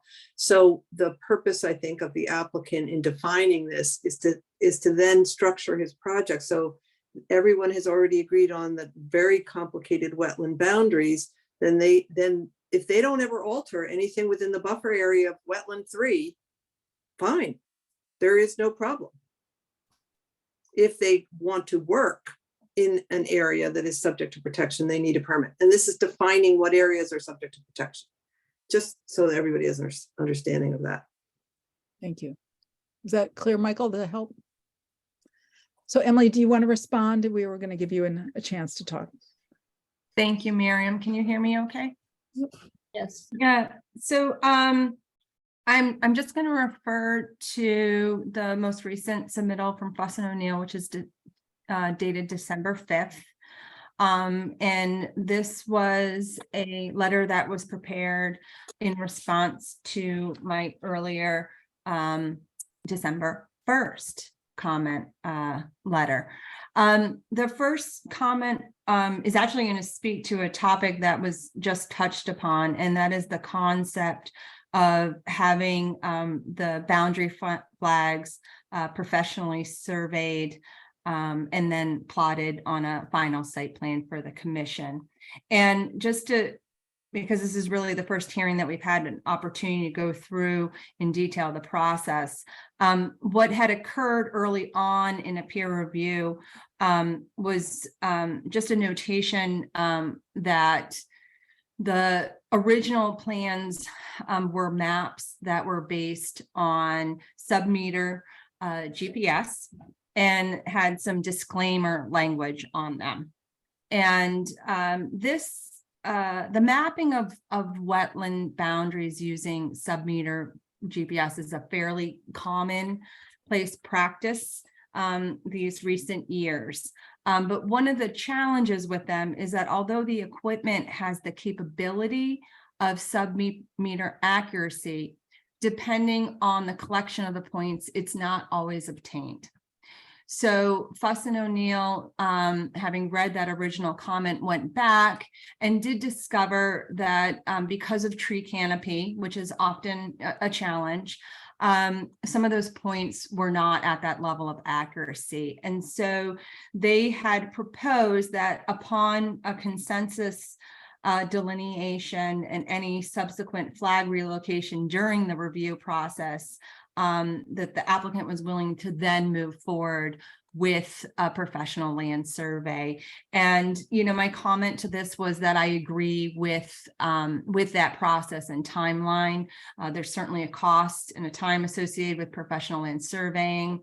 So I think an important part of this evening's discussion, and maybe this is the place to pause, is for the commission to have an opportunity to deliberate on the current locations of the flags, whether or not that consensus has been reached, and if the applicant has the green light to move forward with the survey or to produce that final site plan.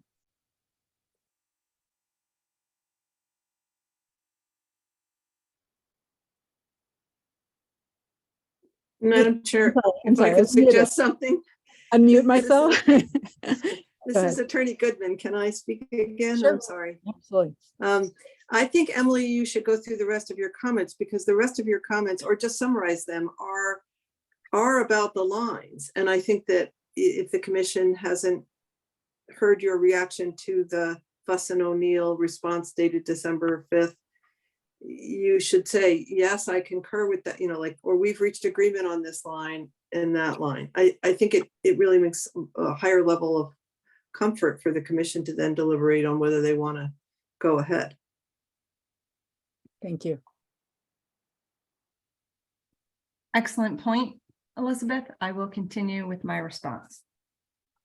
On the second page of the December 5th letter, the applicant is stating that they're going to reinstate the original BBW1 boundary. So that is the boundary that was depicted on the conceptual map that we saw earlier on screen share this evening. That is the boundary that was present in the field during the initial site visit. I walked the up gradient area along that boundary and investigated the soils. And at that time, I concurred that the soils above the line, up gradient of the line, were upland, non-hydric.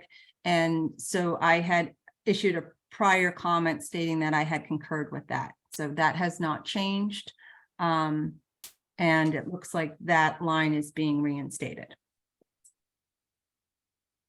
Emily, do you want to explain for everybody why it got reinstated? I mean, I don't know how clear that's been, that there was this further in investigation on when we went out there last week and looked at my understanding was we're looking at this soil structure as well as comparing it with an exemplar within the wetland area. Yes, certainly. I can touch on that. Yeah. So although I had concurred with the original boundary of BVW1, there was some discussion during that site visit. April had conveyed that she, and April, please jump in if I'm paraphrasing incorrectly, but she had conveyed that she had some questions about the applicability of the F6 hydric soil indicator based on some observations she had made of the subsoils during her original delineation. So we had a general discussion about the indicators under the Army Corps of Engineers methodology and how they include user notes, and how in difficult situations, you know, a deeper delve into the boundary of a wetland is usually required. And so at subsequent to that, Fuss and O'Neill, as April had summarized, went out and did do some additional assessment within BVW1 and presented a revised boundary, which we then reviewed in the field. Based on the observations I made in the field, as well as the documentation provided by Fuss and O'Neill from their site investigations, it had been indicated that there was not a restrictive layer soil structure, which is a characteristic of structure that can tell us about compaction. Details on that, as well as detailed information on texture, had not been provided in the submittal, but it was explored during the site investigation. And I did not observe any evidence in the soil structure to conclude that there had been a recent compaction event, that there was any residual compaction. The soil structure that we observed ranged from granular to subangular blocky, as opposed to a platy soil structure that would indicate compaction. We then took the investigation further into the wetland. One of the standard methodologies for assessing a disturbed site is to try to find a reference area or a reference wetland that is less disturbed or not disturbed. So we actually went into the wood line. We found an area that was dominated by winterberry and sensitive fern, both of which are wetland indicator species. And we investigated 2 hand dug soil pits in that location. And in that location, we also observed the same high chroma subsoils that April had noted in her soil logs for out in the field. So based on that observation, it was my opinion that we were looking at a general problem hydric soil or wetland soil within the BBW1 complex, and that it was my opinion that based on the disturbance to the vegetation and the hydrology and the presence of a problematic soil, that additional exploration would be required to overcome the application of that F6 hydric soil. So my recommendation to the commission at that time was that the adjustment to the boundary, had not been fully justified and documented. And in response to that lengthy comment and summary just now, the applicant is proposing to simply reinstate the original BBW1 boundary. Great. Any more comments you want to make, Emily, before we go on to this discussion? No, I believe the rest of the response are that from Fuss and O'Neill is that they're concurring and with my comments, and that the open items for the commission's discussion this evening are the consensus on the delineation to move forward with the professional land surveyor, and also a consensus or feedback on option B, which has been presented, the no contest line along the west and easterly property line within the subject area for the review. Okay, thank you. And to clarify, that's not a wetland line, that's a buffer, right? Correct. That's just an assumed buffer. Yeah, a no contest line to project the 100-foot buffer zone. Thank you. Now I have a question, and maybe this would be a question for Beth, but maybe also for Emily. If there was a project that was going to be proposed in that buffer zone, what am I want to say? Would it have the same sort of jurisdictional protections as an actual buffer zone, or is it have a different kind of legal status because it's a no contest zone? Emily, you can speak to this, but my understanding would be it's a buffer. Once you establish it, the applicant is saying, I'll treat it as a buffer, and the commission would treat it as a buffer. Okay. Is that your understanding, Emily? That has been my experience. I have been involved with instances with the Massachusetts Department of Environmental Protection with whatever reason, a no contest line was agreed upon rather than a formal delineation. And then that was utilized to offset the jurisdictional 100-foot buffer zone. Okay. So commissioners, let's just sort of take it one step at a time. Let's talk about BVW1. So the applicant is reinstating the original line and Emily is concurring with that line. Do we have a consensus that we also would agree to that line in the final ORAD? We feel like we've had sufficient evidence to support that? Yes, I agree with that. I also agree with that. Okay. That I see Robin. I, Something, Robin? Robin, you're muted. Sorry. I agree with that too. Beth? yep, I agree. For BVW two, again, they've revised that from an IVW to a BVW, and they've moved the line out, and Emily's concurring with that line. So are we all in agreement as well about that wetland line? I am. Yep. And Scott, you're nodding. So say yes for the minutes. Let's say Yes. Words. Yes. Okay. Yes. Okay. And the IVWs, all those little IVWs. I'm fine with that delineation there. Yep. I'm fine with it too. Yep. Great. Me I'm too. fine. And how about BVW 3 and some of this discussion?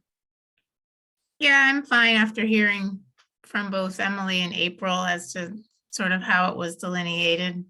It is a funny looking wetland, but I understand it's very anthropogenically created, and the line is what it is.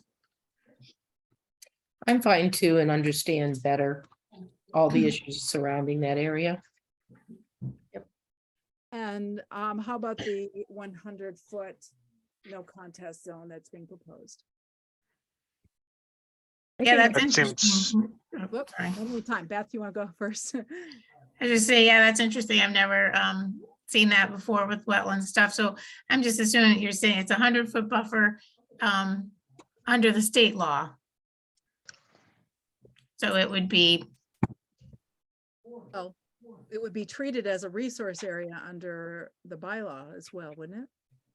yeah, but it's under the state, under the Wetlands Protection Act too. So it's got all the protection that comes with a regular like BVW or something that's regulated under the state.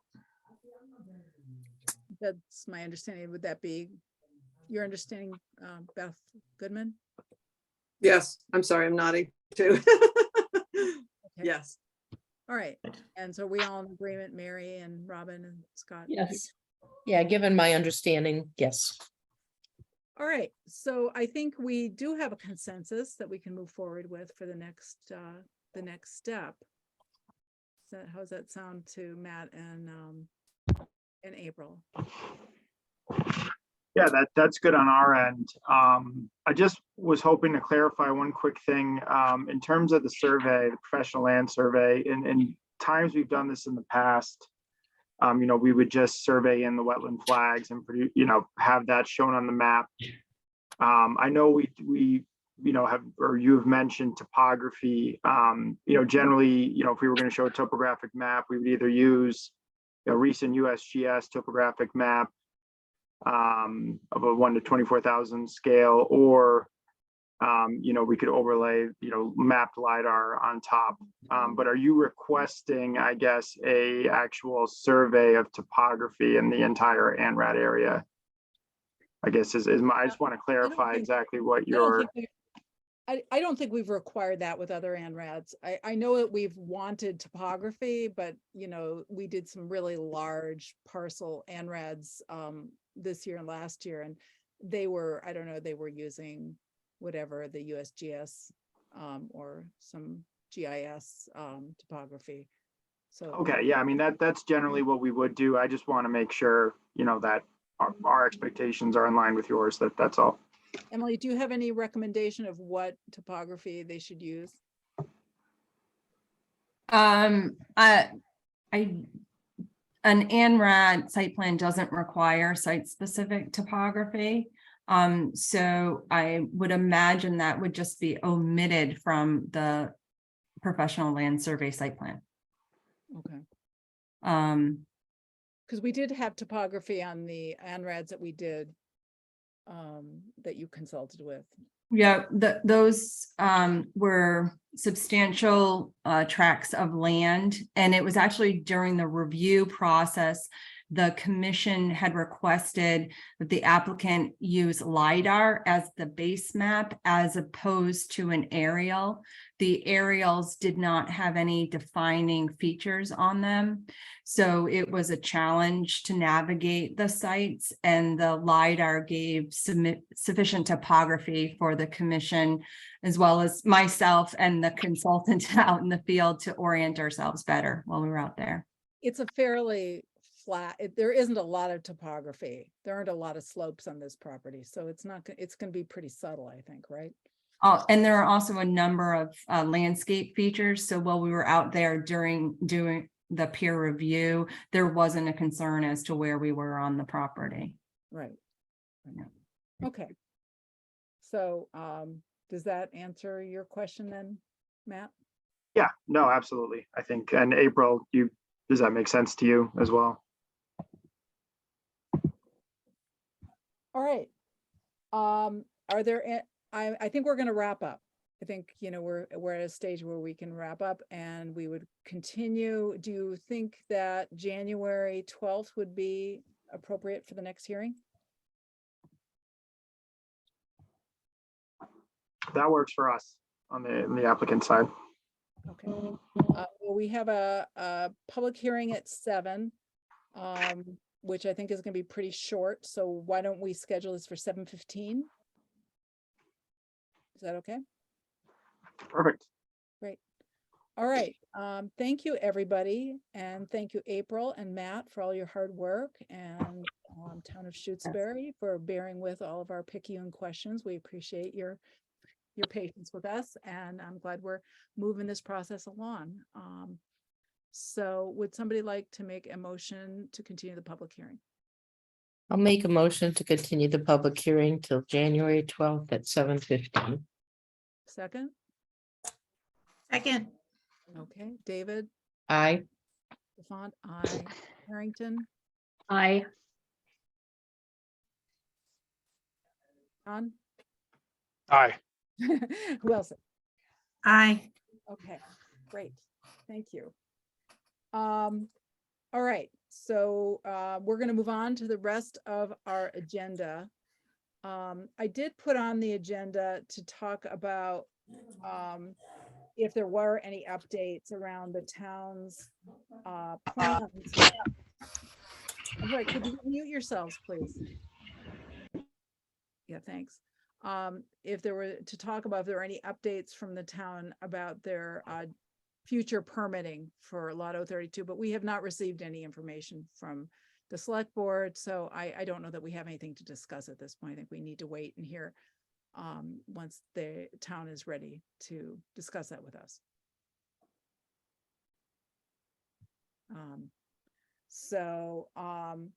The next item on our agenda to talk about is the Southbrook Conservation Area. Well, can I just ask the question? So are we Yeah. going to request from the select board for the next meeting an update or a plan of how they're going to proceed?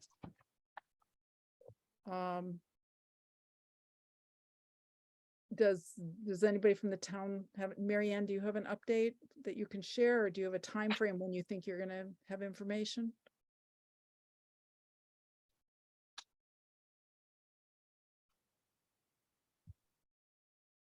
Oh, you're muted.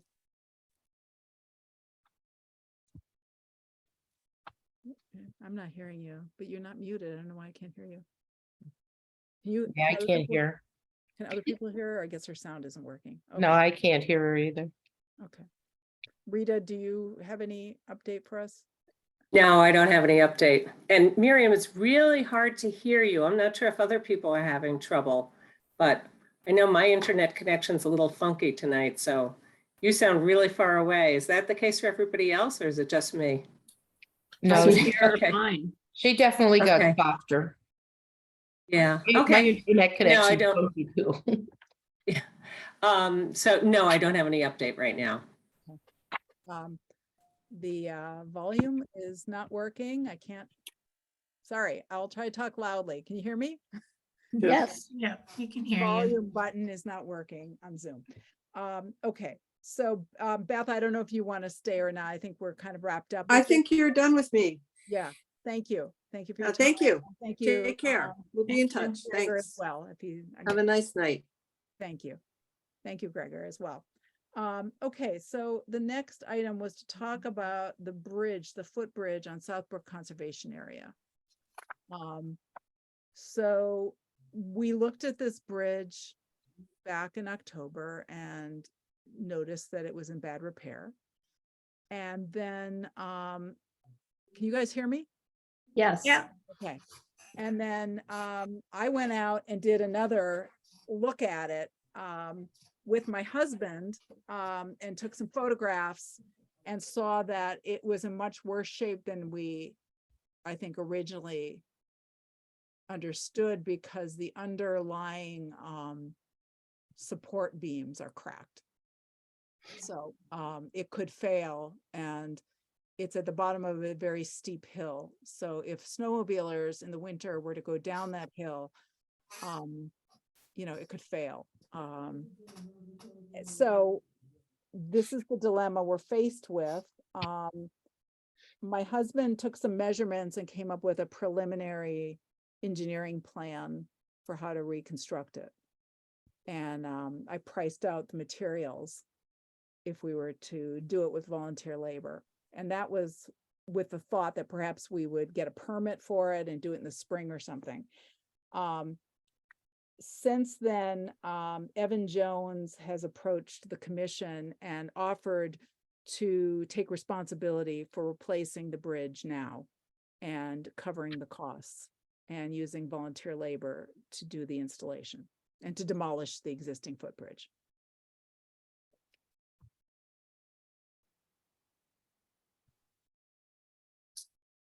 So theoretically, we could decide to do this through an emergency certification as opposed to a notice of intent. The concern I have is that if we put up warning signs, and I think we probably do need to get some warning signs put up, if we get a snowfall and somebody goes out snowmobiling, you know, they might not be able to stop coming down the hill, even if there was a warning sign. I just worry that if somebody thinks there's a bridge down there and then the bridge is not functional, somebody could get badly hurt. Couldn't you put up the sign earlier on the trail? I don't know. And the bridge is out or something? Evan is here. I don't know. Evan, are you still here? So is Evan proposing to do it now? Yes. Yes, I think we could accomplish this in the next week or so and get it replaced. Well, Evan, what do you think about if we were not to replace it? You're a snowmobiler, so you would have a better sense than I do about how fast people are going and what that situation, that particular location looks like. I think, yes, you could put up signs and shut that trail down. And it would be very unfortunate because that's the only trail that connects a vast area of snowmobiling. I think it could be reinforced temporarily if we didn't get to it this season and make it passable.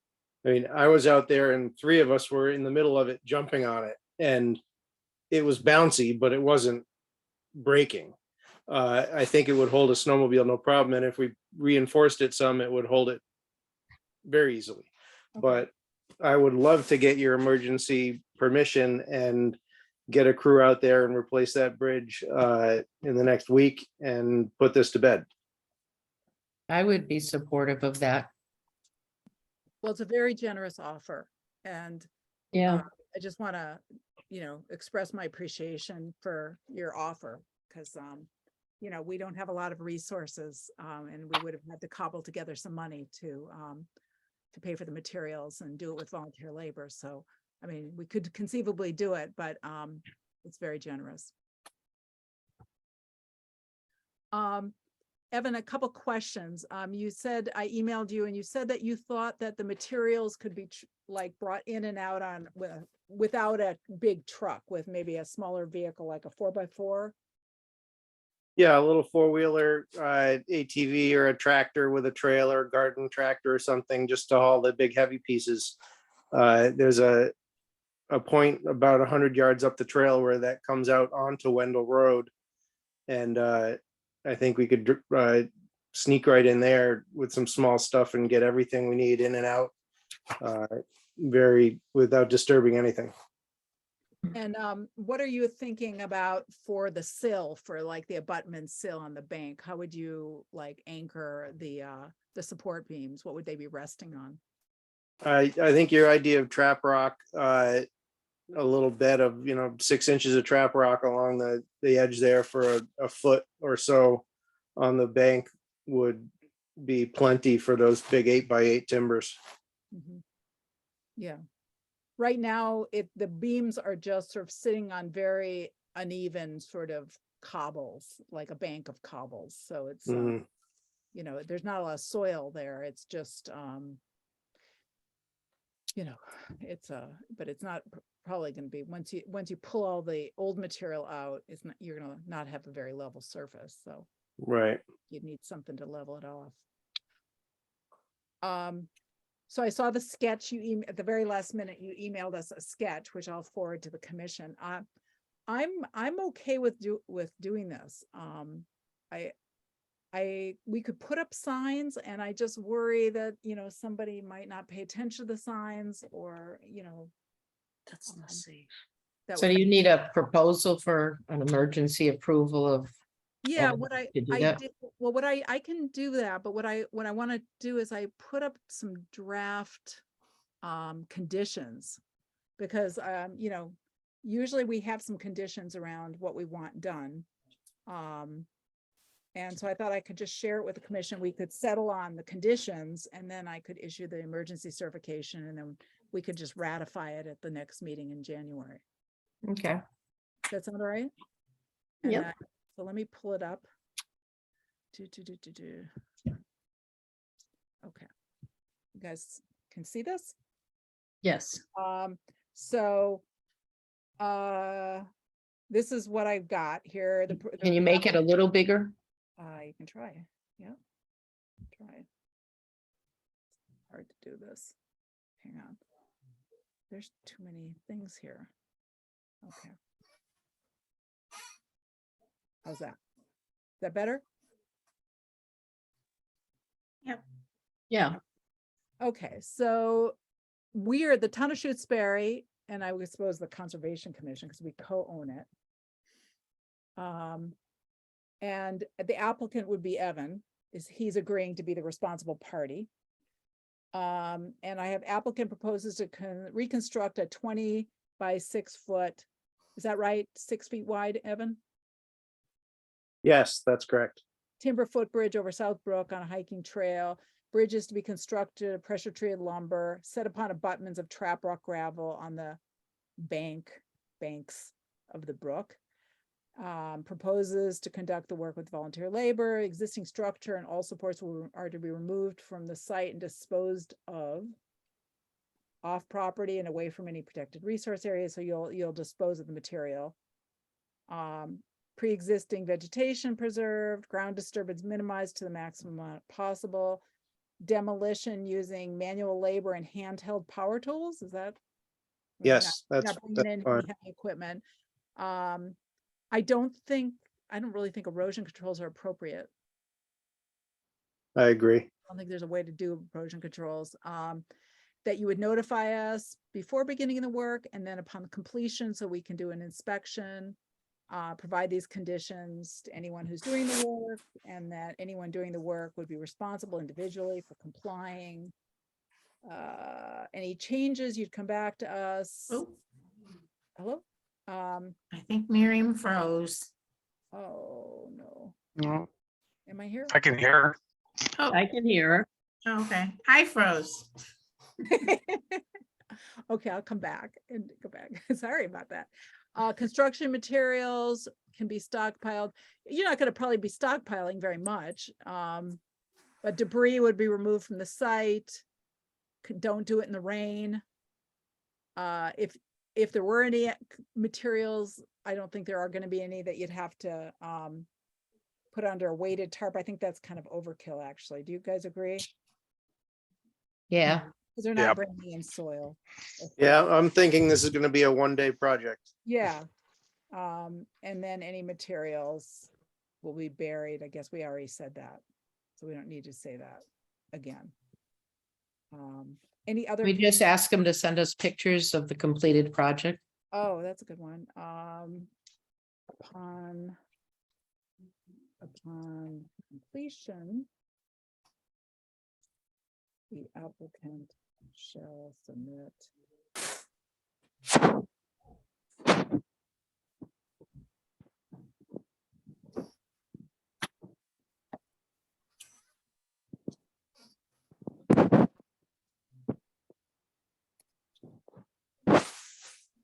All right, any other conditions you guys think are important? No, I guess just more of a comment because Evan's listening is just that the banks, that there isn't any sort of reinforcement of the banks at all with any additional gravel or riprap or anything like right under the bridge, that the banks stay as they are, and then that the bridge, sits on top and almost, that the banks themselves don't get kind of rebuilt too much. Yeah, I agree. We're gonna remove the existing beams and replace them with the new beams, and there should be very little disturbance of the bank. Great. Yeah, just, the stringers are gonna have to sit on top of something. And rather than just sitting on the dirt, they're gonna sit on a bed of gravel. Yeah. Right now, this structure is built atop the remains of another structure. My husband determined that there were some other pieces of wood buried in there with nails sticking out. So there's a earlier incarnation that wasn't completely demolished. So you can just be aware of that. Because you probably, should we say that we want all of the remaining structure to be removed? Or is that just understood? Yeah, that's understood. Okay. Yeah, I think it's understood. Do you need any other volunteers to help you? Because I think there might be people in the community that would be willing to assist. No, I think so far I've got about 8 of the 8 people of the Snowmobile Club ready to form whenever we decide to. That's great. All right. Well, that's wonderful. I just want to thank Evan for doing that and making it safer for the snowmobilers, because I know they really enjoy that. Yes, they do. Well, it's making it safer for everybody, for walkers. Yeah, and bikers too. exactly. So, and people bike. Great. Yeah, it's great. It's really great. We really Yes. appreciate it. Thank you. Thank you. Yeah, it's a great trail system back there for the hikers and mountain bikers and everybody. That's great. Cross-country skiers. Yes. Okay. So I think that is all I have for tonight. Do you have anything else? Is there any other matters? Any other business we need? I don't know if Penny is still here. I had emailed Penny about possibly helping with putting signage up. But perhaps that's not necessary if they're going to do this work in the next week. So. Oh, do you need a motion to adjourn? Did we vote on the emergency certification? Oh, let's vote. We should vote on it. We Okay. should. Somebody make a motion. I make a motion to issue an emergency cert to replace the bridge in Southbrook Conservation Area. Second. Okay, David. Aye. Stefan, aye. Harrington. Aye. Khan. Aye. Wilson. Aye. Now, do we need to notify the select board, or, Rita's here? Rita, you're the select board. Do you need to be notified? Do you need to get permission from the select board for this as well?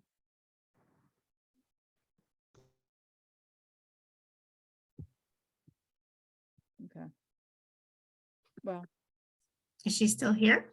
Maybe here. she's not here anymore. Well, I think if it's an emergency certification, we do need to notify them, but I don't think. Yeah, I think I'll just send them an email saying we're going to do it, and Yeah. we'll be good to go. All Yeah. right. Okay, all right. Well, thanks, everybody, and we will see you on the 12th. Oh, Carrie, yeah, A motion to adjourn, like, we do need a motion to okay, adjourn. just want to make Can sure. somebody like to make a motion to adjourn? I make a motion to adjourn. Thank you, everybody. Thank you. Thank you, Evan. Thanks, Evan. I will second. I'm seconding. Aye. David, aye. DeFont, aye. Harrington, I on. Oh, let me think. Okay, I'll say aye. Okay, Wilson. Aye. You can stay and talk to yourself. Thank you, everybody. Good night. Bye. Good night.